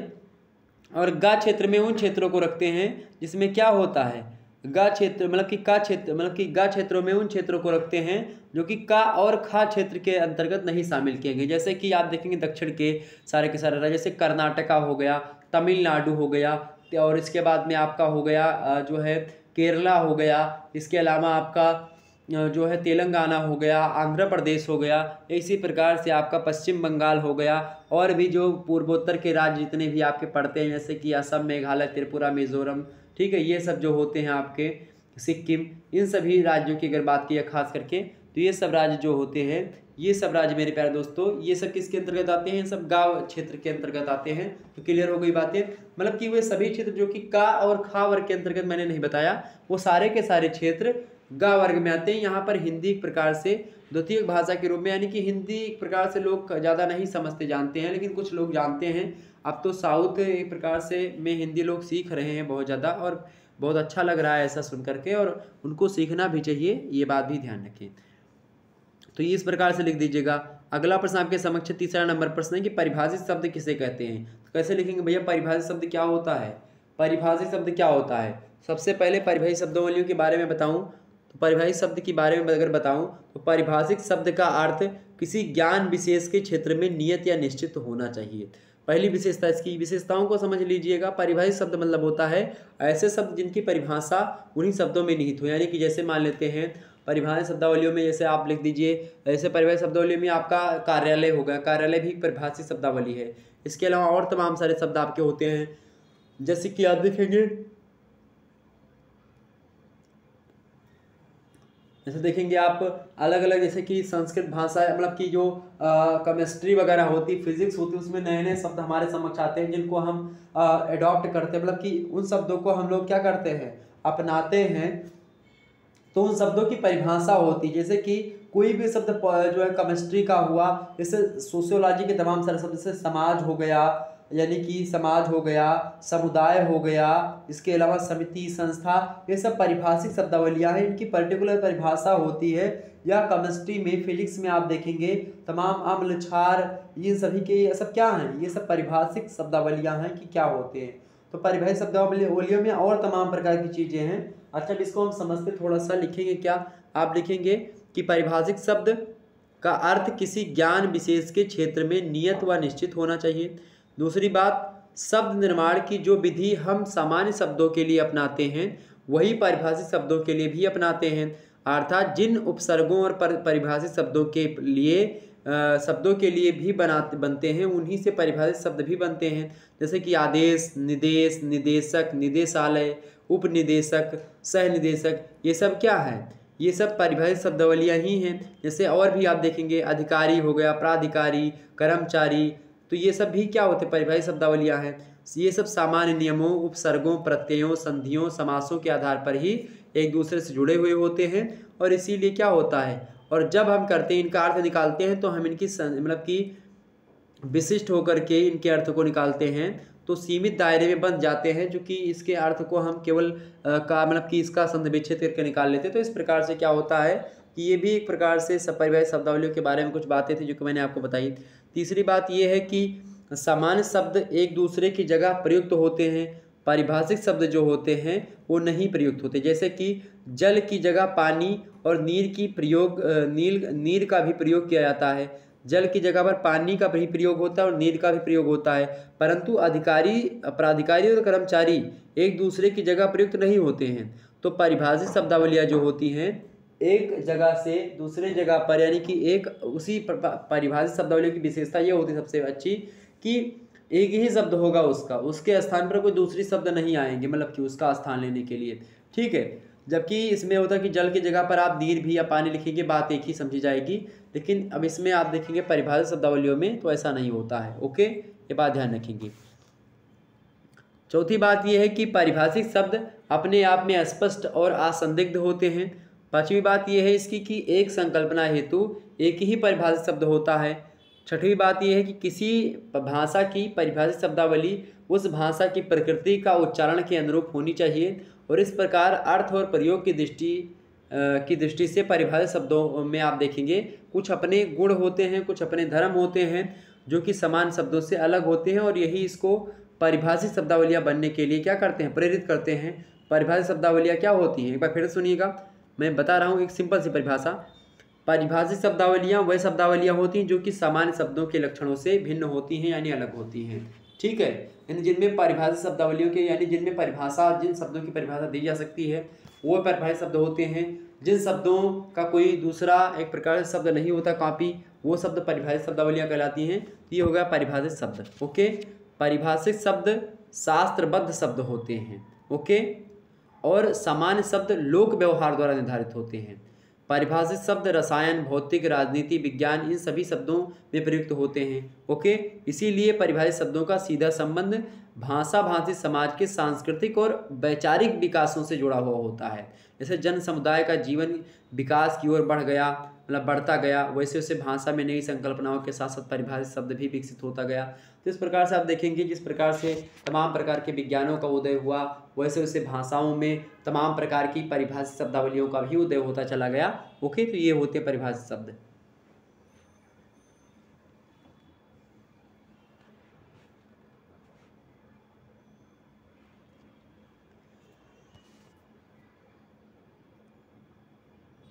आगे बढ़ा जाए,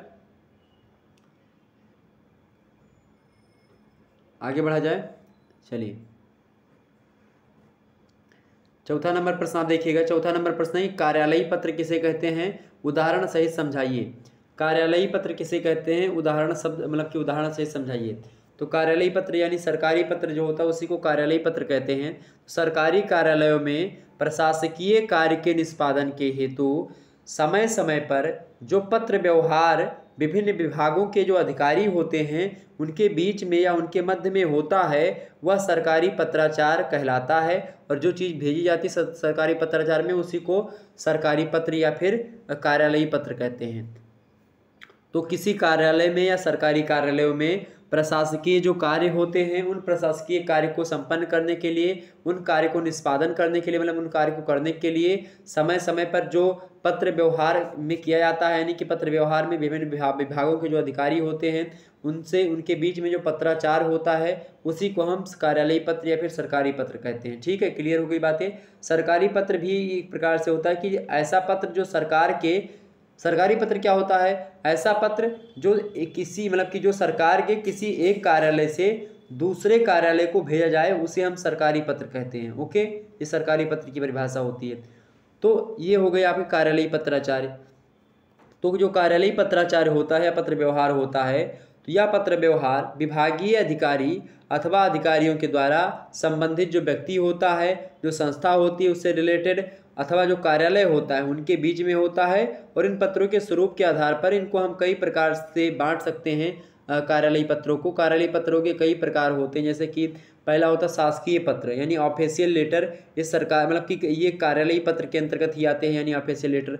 दूसरा होता है अर्धशासकीय पत्र यानी कि सेमी ऑफिशियल लेटर, ये भी कार्यालयीय पत्र की श्रेणी में आता है।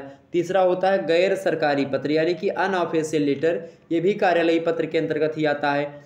चौथा होता है आपका स्मरण पत्र यानी जिसको आप रिमेंबर यानी अनुस्मारक कहते हैं, जिसको मैंने बताया था, ये भी आपका कार्यालयीय पत्र के अंतर्गत ही आता है। जो पांचवा आपका होता है कार्यालयीय पत्र, वो कौन सा होता है, शासन आदेश यानी कि गवर्नमेंट ऑर्डर जो होता है ये भी कार्यालयीय पत्र के ही अंतर्गत आता है।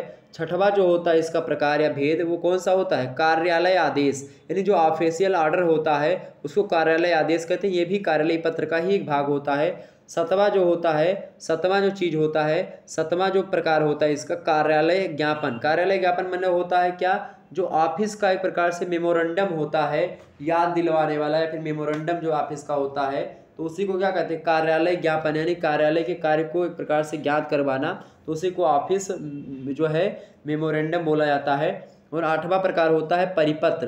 परिपत्र के बारे में मैंने बताया आपको, इस परिपत्र को क्या कहा जाता है, सर्कुलर्स कहा जाता है। तो ये सब कार्यालयीय पत्र के ही भाग है, ये बात ध्यान रखिएगा। कार्यालयीय पत्र कई प्रकार के, लगभग जो है आपका 13-14 प्रकार के होते हैं, तो मैं आपको सभी सारी चीज़ें बता रहा हूँ। तो आठवां क्या होगा आपका परिपत्र यानी सर्कुलर्स। नौवां क्या होगा आपका पृष्ठांकन। पृष्ठांकन को एक प्रकार से इंडोर्समेंट कहते हैं। क्या कहते हैं, इंडोर्समेंट। ओके, ये पृष्ठांकन होता है। 10वां जो होता है इसका प्रकार कौन सा होगा, अधिसूचना यानी नोटिफिकेशन को अधिसूचना कहते हैं।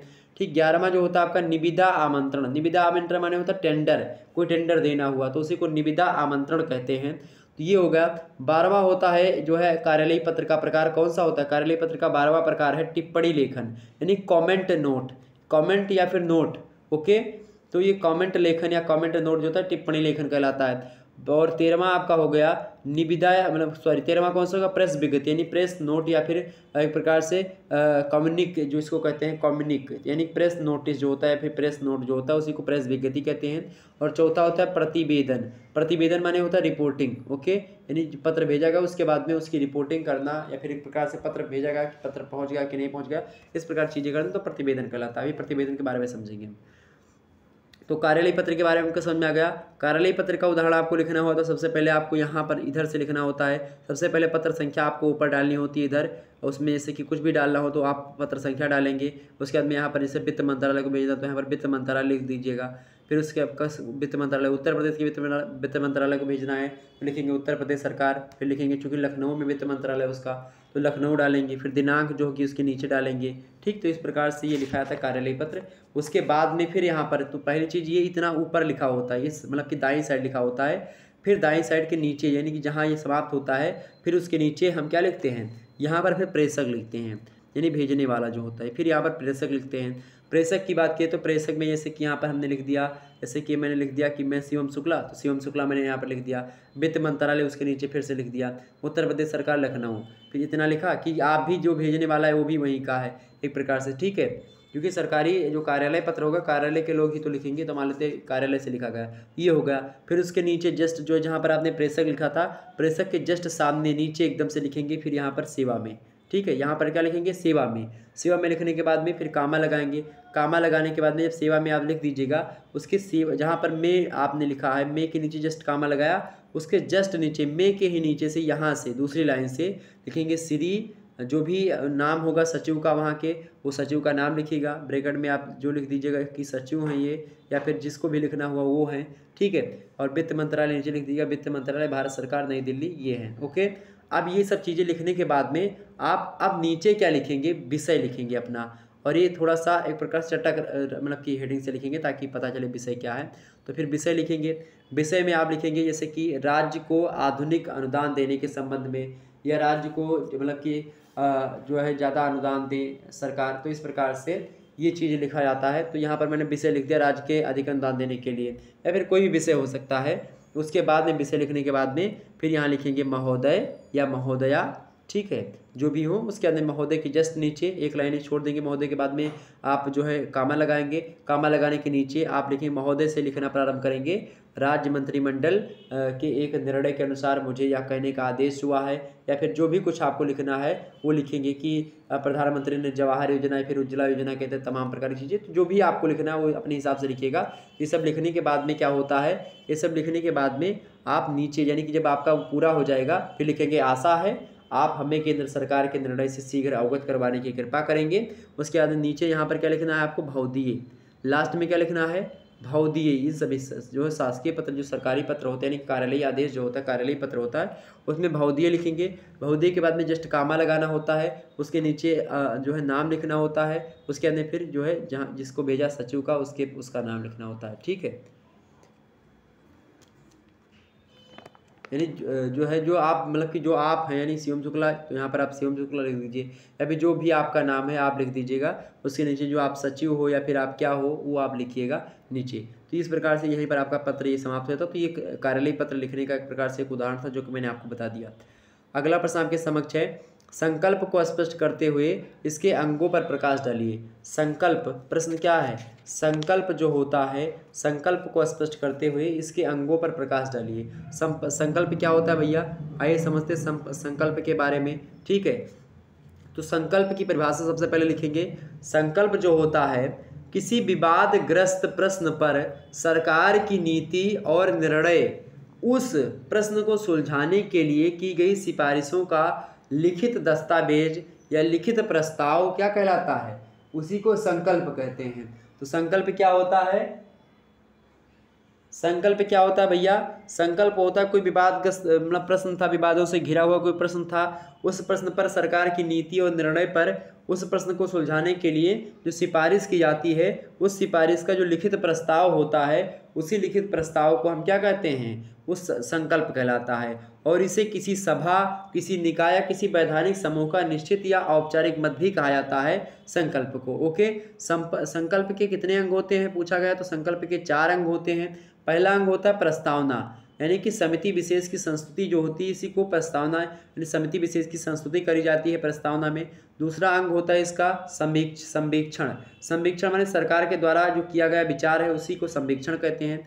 जो तीसरा अंग होता है इसका संकल्प का, वो होता है प्रस्ताव, यानी जो निर्णय किया जाता है उसी को प्रस्ताव कहते हैं। तो चौथा इसका अंग होता है जो है संकल्प का, वो होता है सूचना, यानी सर्वसाधारण की जानकारी हेतु गजट में प्रकाशन करवाना, इसी को सूचना कहा जाता है। तो इस प्रकार से 4 अंग होते हैं, सूचना, प्रस्ताव, प्रस्तावना और सर्वेक्षण। यानी अगर सीरियल से बोले तो प्रस्तावना, संवेक्षण, प्रस्ताव मतलब कि प्रस्तावना, संवेक्षण, प्रस्ताव और सूचना, ये संकल्प को स्पष्ट करते हुए मतलब ये संकल्प का एक प्रकार से ये क्या है, अंग है, जो कि मैंने संकल्प की परिभाषा को देते हुए आपको बताया।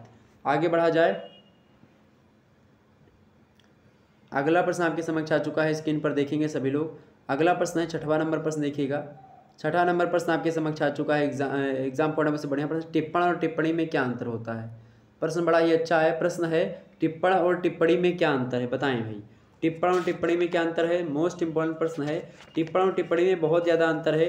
टिप्पण जो होता है लिखने की एक प्रक्रिया होती है, और टिप्पण जो होता है जो टिप्पण लिखने की प्रक्रिया होती है उसके द्वारा जो प्रतिफल प्राप्त होता है, जो टिप्पणी तैयार मतलब कि जो तैयार हुआ मटेरियल होता है उसी को टिप्पणी कहते हैं। जैसे आपने टिप्पण लिखा, टिप्पण लिख रहे हो आप, तो लिखने की कला टिप्पणी कहलाती है, मतलब टिप्पण कहलाता है।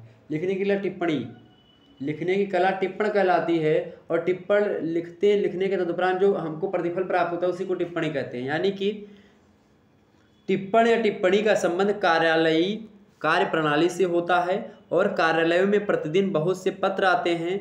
ये पत्र एक रसीद क्लर्क प्राप्त करता है, यानी कि जो बाबू होते हैं वो प्राप्त करते हैं। इन पत्रों को रसीद या डाक भी कहा जाता है। रसीद क्लर्क इन पत्रों को प्राप्त करके इन्हें क्या करता है, छांटता है, और जहाँ जहाँ जिस अधिकारी से संबंधित पत्र होते हैं उन्हें एक डाक बुक पर चढ़ा करके प्रेषित करता है, भेजता है। और रसीद क्लर्क किसी पत्र पर कोई टिप्पणी नहीं लिखता है। अधिकारी अपने पास आए पत्रों को ध्यान से पढ़ते हैं, और आवश्यक हुआ तो उन पत्रों से संबंधित तथ्यों की जानकारी हेतु क्या करते हैं, टिप्पणी लिख करके उन्हें संबंधित सेक्शन यानी जो अनुभाग होता है उनमें भेज देते हैं। और इस क्रिया को अधिकारी के द्वारा पत्रों को मार्क करना कहते हैं। तो ये जो क्रिया होती है, अधिकारी ने मार्क कर दिया, कहते हैं अधिकारी का मार्क हो गया। हाँ, तो ये अधिकारी का मार्क करना ही कहते हैं टिप्पण करना। ओके, और ये पत्र जो होते हैं सेक्शन के अनुभाग अधिकारी या हेड क्लर्क के पास जाते हैं, और या वह उन्हें क्या करते हैं, अधिकारी के आदेशों का क्रियान्वयन कराने हेतु सर्वप्रथम रजिस्टर कीपर को देता है, जो कि सभी पत्रों की एक डायरी यानी रजिस्टर पर चढ़ाता रहता है सारी चीज़ों को। और प्रत्येक पत्र पर डायरी की क्रम, संख्या और तिथि भी लिखी जाती है। अनुस्मारक, चेक, बैंक ड्राफ्ट ये सब अलग कर दिए जाते हैं, और इनका टिप्पण और टिप्पणी में कोई संबंध नहीं होता है। इनका टिप्पण और टिप्पणी में क्या होता है, कोई संबंध नहीं होता है। टिप्पण संबंधी पत्रों का पूरा लेखा जोखा किसके पास होता है, अनुभाग के एक बड़े रजिस्टर पर चढ़ाया जाता है। इससे स्पष्ट होता है कि पत्र कब आया, किस कार्रवाई हेतु कब भेजा गया, कार्रवाई हुई कि नहीं हुई, तो कब लौटा। इस रजिस्टर में सारा का सारा ब्यौरा जो होता है वो लिखा होता है। टिप्पण और टिप्पणी में आप देखिए खास करके टिप्पण जो होता है, टिप्पण लेखन की क्रिया या कमेंट जिसको कहते हैं, मतलब तो टिप्पणी और टिप्पण में खास अंतर यही हो गया आपका कि टिप्पण जो होता है एक प्रक्रिया होती है, और जो टिप्पणी होती है वो प्रतिफल होता है। ठीक है, समझ में आ गई बातें। तो टिप्पण क्या होता है भैया, टिप्पण क्या होता है, टिप्पण क्या होता है बताएं। टिप्पण लिखने की क्रिया होती है, और टिप्पणी उस क्रिया के द्वारा जो प्राप्त प्रतिफल होता है वो टिप्पणी होता है। ठीक, ये बात क्लियर हो गई। टिप्पणी के कई सारे आवश्यक गुण होते हैं, जैसे कि टिप्पणी का विषय का ज्ञान होना चाहिए तभी टिप्पणी सही लगी। निष्पक्ष अभिव्यक्ति होनी चाहिए टिप्पणी में। भाषा पर अधिकार होना चाहिए उस व्यक्ति का जो टिप्पण लिख रहा हो। ठीक है, टिप्पणी कई प्रकार की होती है, एक सामान्य टिप्पणी होती है, एक विभागीय टिप्पणी होती है, एक नियमित कार्यालय टिप्पणी होती है। तो टिप्पणी कई प्रकार की होती है। ओके, ये बात भी ध्यान है। तो टिप्पणी और टिप्पण में मुख्य अंतर जो हो गया, टिप्पण जो होता है एक क्रिया होती है, और टिप्पणी उस क्रिया के द्वारा प्रतिफल जो होता है वो होता है टिप्पणी आपका। ओके, क्लियर हो गई बातें। 7वां नंबर प्रश्न देखिएगा, कंप्यूटर के उपयोग का वर्णन कीजिए। प्रश्न बड़ा ही अच्छा है। प्रश्न पूछा जा रहा है कि कंप्यूटर के उपयोग का वर्णन कीजिए। कंप्यूटर का उपयोग कैसे कर सकते हैं बताएं। तो कंप्यूटर जो है आप लिखेंगे, कंप्यूटर जो है वो अनेक वर्षों से हमारे जीवन का क्या रहा है, अटूट अंग बन करके रह गया है, यानी बन चुका है। मुख्य रूप से हमारे दिन प्रतिदिन के कार्यों में कंप्यूटर का उपयोग लगातार बढ़ रहा है। आज हम देखते हैं कि प्रति मास बिजली का बिल कंप्यूटर से ही तैयार किया जाता है।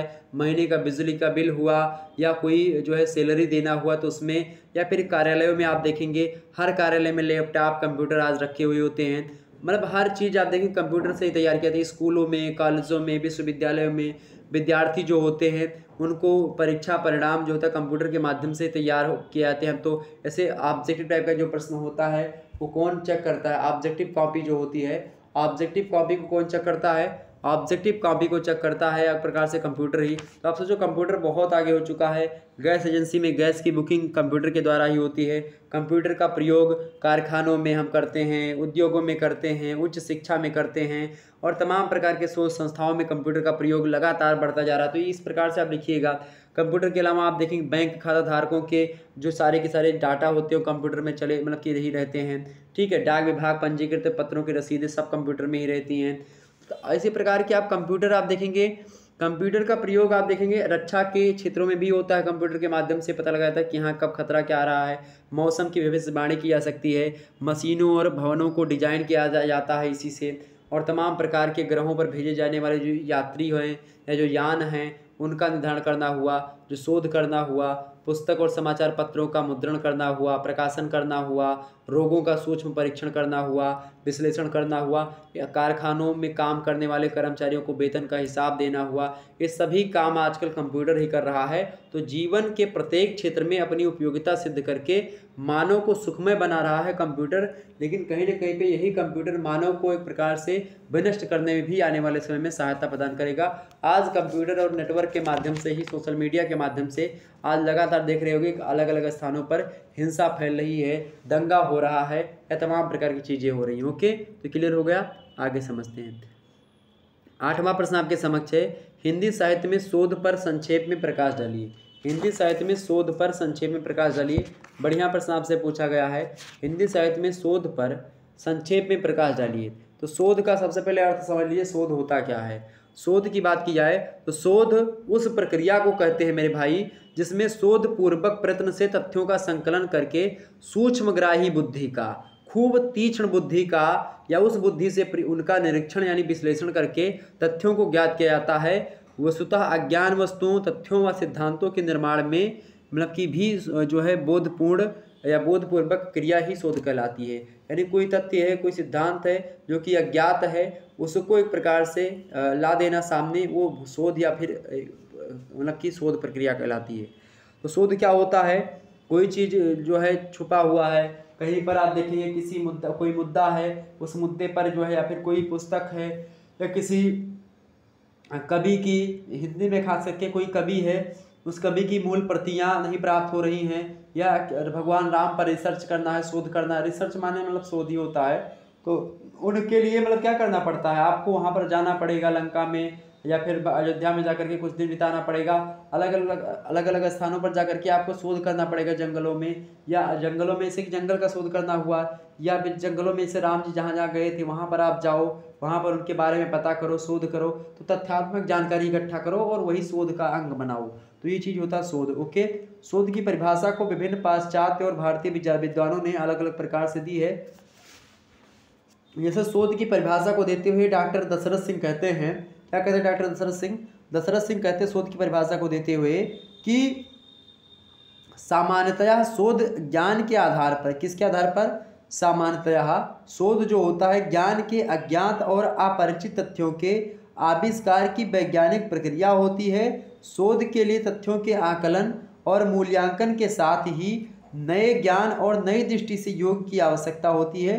नए तरीके से आप हर एक चीज़ को सामने लाएं और नए तथ्यों को साथ लाएं, तो वो शोध होता है। डॉक्टर दशरथ कहते हैं ऐसे, दशरथ सिंह।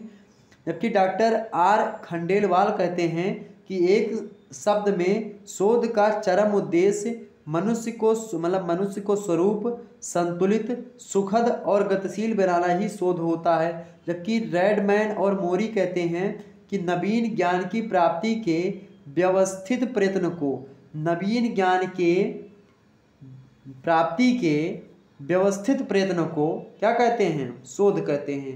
यानी एक व्यवस्थित क्रम में नवीन ज्ञान की प्राप्ति के लिए किया गया जो रिसर्च होता है उसी को हम शोध कहते हैं, की गई जो प्रक्रिया होती है उसी को हम शोध कहते हैं, ये शोध होता है। ओके, शोध के बारे में चीज़ें क्लियर हो गई। तो हिंदी साहित्य में जो शोध है इसके बारे में विद्वानों ने इस प्रकार से परिभाषाएं दी हैं जो कि मैंने आपको बताई। ओके, क्लियर हो गई बातें। तो शोध की परिभाषा ये हो गई। आगे हम समझते हैं, अच्छा शोध का महत्व भी है। जैसे शोध मानव ज्ञान को दिशा प्रदान करता है, ज्ञान भंडार को विकसित करता है और परिमार्जित करता है। शोध से ही व्यवहारिक समस्याओं का समाधान भी होता है। शोध से व्यक्ति का बौद्धिक विकास भी होता है। शोध से सामाजिक विकास में भी सहायता शोध से मिलती है। शोध जो होता है जिज्ञासा मूल प्रवृत्ति से संतुष्टि करता है। शोध अनेक नवीन कार्य विधियों व जो है उत्पादों को विकसित करता है। इसके अलावा शोध जो होता है ये और प्रकार की जानकारी नहीं, पूर्वाग्रहों के निदान और निवारण में भी सहायता प्रदान करता है। तो शोध एक प्रकार से क्या करता है, विभिन्न प्रकार की जानकारी हमारे समक्ष प्रस्तुत करता है। नेक्स्ट प्रश्न आप देखिएगा, 9वां नंबर प्रश्न आपके समक्ष आ चुका है। प्रश्न देखिएगा, फेसबुक पेजों के लाभ पर संक्षेप में प्रकाश डालिए। फेसबुक पेजों के लाभ पर संक्षेप में प्रकाश डालिए। मोस्ट इंपॉर्टेंट प्रश्न है, फटाफट से बताने का प्रयास करेंगे। प्रश्न है कि फेसबुक पेजों के लाभ पर संक्षेप में प्रकाश डालिए। फेसबुक पेजों से क्या लाभ होता है इसको आपको बताना है। तो आजकल देखेंगे फेसबुक जो है सोशल मीडिया प्लेटफॉर्म का एक प्रकार से बड़ा मंच बन चुका है। वहाँ पर अब पहले तो वीडियोस नहीं होती थी फेसबुक पर, कि फ़ोटो अपलोड होती थी। आजकल फेसबुक पर वीडियोस अपलोड हो रही है, बड़ी बड़ी वीडियो, पहले छोटी छोटी वीडियो, मतलब छोटी छोटी बड़ी बड़ी वीडियो, सारी की सारी वीडियोस अवेलेबल हो रही हैं फेसबुक पर भी। अब आप देखेंगे तो मुफ्त और आसान। सबसे पहली बात, फेसबुक पेजों का लाभ ये है कि मुफ्त है, ये फ्री में आप फेसबुक चलाते हो, और आसान है, सरल है। पेज का मतलब कि इसका आप देखेंगे जो फेसबुक पेज है इसका उपयोग मुफ्त है। पेज बनाने में बस कुछ ही मिनट लगते हैं, और हम उसे मैनेज करने के लिए कई फीचर देते हैं। मतलब कि जो है फेसबुक वाले जो होते हैं वो देते हैं, ताकि जो है आप अच्छे तरीके से उसको बना सकें और उस पर कार्य कर सकें।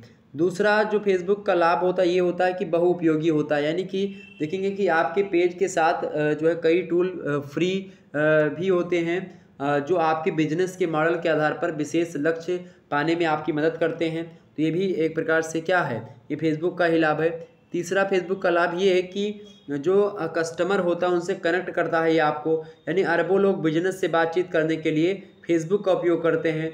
मौजूदा और नए कस्टमर्स जो होते हैं उनके साथ लॉयल्टी बनाने के लिए अपने जो है फेसबुक पेज का उपयोग करते हैं लोग। तो ये इसका लाभ होता है। चौथा लाभ होता है कि अपने पेज से विज्ञापन दें, यानी कि अपने पेज से, अपने जो आपने पेज बनाया है उससे आप प्रचार भी कर सकते हैं। अपने आपका कोई ब्रांड है, आपकी आइडियंस, अपने आइडियंस को एक प्रकार से अपनी ब्रांड के बारे में बताओ, और तो इस प्रकार से वो आइडियंस जो होती है आपकी ब्रांड को देखती है, उसको खरीदती है। तो फेसबुक पर विज्ञापन देने के लिए आपको पेज की ज़रूरत पड़ती है, और आप विज्ञापन बनाने, आपका बजट सेट करने, अपने प्लान को स्ट्रेटजी बनाने के लिए फेसबुक के विज्ञापन टूल का उपयोग आप कर सकते हो। तो फेसबुक के कई सारे उपयोग है। फेसबुक के माध्यम से अगर आपके फॉलोवर्स नहीं है, मान लेते हैं उस पर फेसबुक पे पेज पे, तो आप क्या कर सकते हो, अपने पेज का प्रचार प्रसार भी कर सकते हो, विज्ञापन कर सकते हो कुछ पैसे देकर के फेसबुक वालों को, या एडवर्टाइजमेंट जो कंपनी होती है उसको पैसे देकर के आपने उसका प्रचार भी करवा सकते हो। तो इस प्रकार से चीज़ें क्लियर हो गई आपकी। तो फेसबुक पेजों के लाभ ये सारे हो गए। ओके, तो क्लियर होगी चीज़ें, आगे बढ़ते हैं। तो ये आपका हो गया। इसी प्रकार से और भी मॉडल पेपर मैं देता रहूँगा, तो आप उसके लेकर के परेशान ना होइएगा। आप बताते रहिए कि और चाहिए मॉडल पेपर, तो मैं और देता रहूँगा आपको। विधिवत जानकारी के लिए आप शुक्ला टी पॉइंट को सब्सक्राइब करें। लगातार मैं आप लोगों के समक्ष बना हुआ हूँ, और आप लोगों के साथ जो है हमने लगातार मेहनत करी है। आपके लिए हिंदी साहित्य की तमाम सारी वीडियो मैंने दे दी है, ऑब्जेक्टिव में भी और लिखित में भी। महासंग्राम वीडियो भी दे दी, आप देख लीजिएगा। इसके अलावा अन्य सब्जेक्ट की, हर सब्जेक्ट की वीडियो यहाँ पर, सोशियोलॉजी, पॉलिटिकल साइंस, हिस्ट्री में प्राचीन हिस्ट्री, मेडिवल हिस्ट्री, मध्यकालीन हिस्ट्री, इसके अलावा इंग्लिश का हो गया, संस्कृत का हो गया, इसके अलावा आप देखेंगे इकोनॉमिक्स हो गया, एजुकेशन एंड शिक्षा शास्त्र हो गया, सोशियोलॉजी हो गया, और जो है साइकोलॉजी हो गया, सैन्य विज्ञान हो गया। इन सभी से संबंधित जो है जानकारी मिलती है। सैन्य विज्ञान, मिलिट्री साइंस जो है, और इसके अलावा जियोग्राफी, और इसके अलावा होम साइंस, ये सब बीएससी वाले भी छात्र यहाँ पर पढ़ सकते हैं। इसके अलावा बीएससी के लिए फर्स्ट एड एंड हेल्थ वाला जो वीडियोस है वो भी मैं दे रहा हूँ। बीएससी, बीकॉम, बीए सभी के लिए अवेलेबल है। बीएससी एजी, बीएससी होम साइंस सभी में वो आपका क्या है, वो आपका अनिवार्य प्रश्न पत्र है, तो वो भी आपके लिए महत्वपूर्ण है। तो आप लोग जरूर देखिएगा उसको, वीडियो अवेलेबल है सारे, प्लेलिस्ट में आपको सारी वीडियो मिल जाएगी। अब देखते हैं, आपको केवल 2 प्रश्नों के उत्तर देने हैं। खंडसा से 50 शब्दों में इन प्रश्नों के उत्तर को आपको लिखना है। दीर्घ टाइप के प्रश्न होते हैं, 5 प्रश्न दिए होते हैं, 4 प्रश्न किसी किसी यूनिवर्सिटी में, उनमें से केवल 2 प्रश्न आपको छांट करके करने होते हैं, जो भी आपको अच्छे लगे। चलें, पहला प्रश्न देखिएगा। कार्यालयी हिंदी का आशय स्पष्ट करते हुए कार्यालयी हिंदी के स्वरूप पर प्रकाश डालिए। मोस्ट इंपोर्टेंट प्रश्न है, इसको जरूर पढ़ लीजिएगा, एग्जाम पॉइंट ऑफ व्यू से बहुत अच्छा प्रश्न है। अगला प्रश्न देखिए, 11वां नंबर प्रश्न आपके समक्ष है। हिंदी सॉफ्टवेयर एवं हिंदी कंप्यूटिंग पर संक्षेप में प्रकाश डालिए। मोस्ट इंपोर्टेंट प्रश्न एग्जाम पॉइंट ऑफ व्यू से, इस प्रश्न को भी ध्यान में रखिएगा, आपकी परीक्षा की दृष्टि से बहुत ज़्यादा महत्वपूर्ण है, इसको जरूर पढ़िएगा। अगला प्रश्न देखिएगा, 12वां नंबर प्रश्न है पत्र लेखन। इन सभी प्रश्नों के वीडियोस को बनाने का प्रयास करूंगा। हालांकि आपको बता दूं, मॉडल पेपर में अगर मेरे 3-4 मॉडल पेपर आप लोगों ने देख लिया, चाहे लिखित का चाहे ऑब्जेक्टिव का, दोनों का वैसे देख लीजिएगा, मेरे कहना मानिएगा, तो आपको कहीं से और किताब न सीरीज कुछ पढ़ने की आवश्यकता नहीं पड़ेगी, आप आसानी से कर पाओगे। और जरूरी नहीं कि ये जो दीर्घ प्रश्नों के उत्तर मैं नहीं बता रहा हूँ इस समय, इसका मतलब ये नहीं कि मैं उसको नहीं बताऊंगा, या फिर वो एक प्रकार से आपको अति लघुत्तरीय में नहीं मिलेंगे।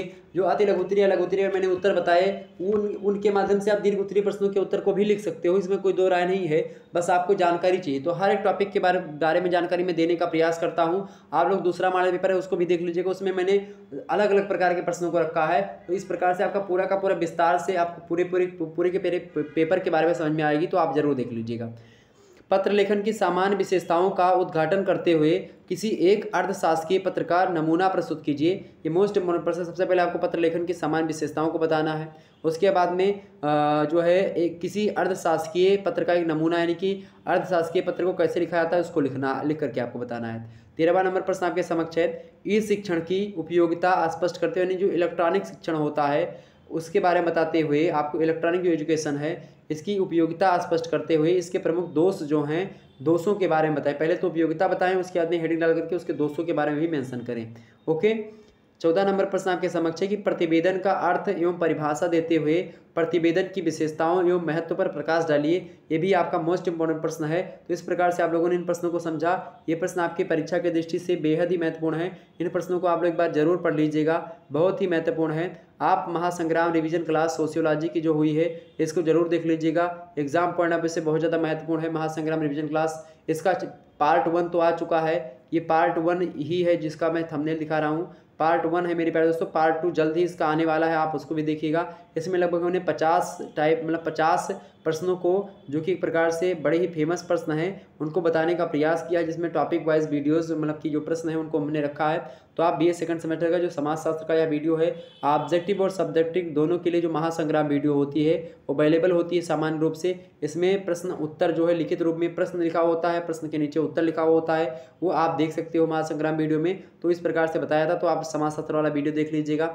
जिन लोगों ने अभी तक फर्स्ट ईयर वाला इस साल मॉडल पेपर नहीं देखा, कल ही वीडियो आई हमारे समक्ष, तो आप इसको जरूर देख लीजिएगा। यह आपकी परीक्षा की दृष्टि से मोस्ट इंपोर्टेंट है।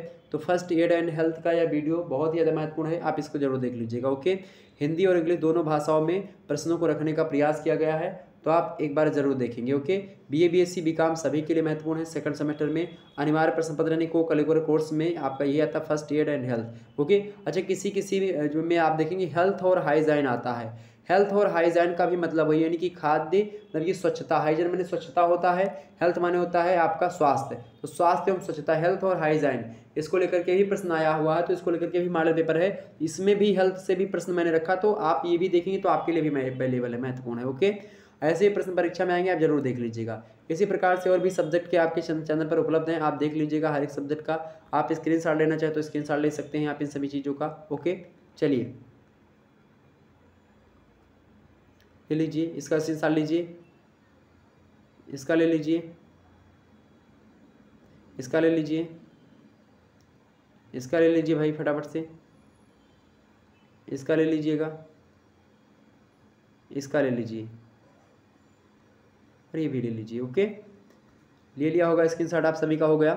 चलिए फिर मिलते हैं नेक्स्ट में। धन्यवाद आप सभी का, बहुत बहुत धन्यवाद।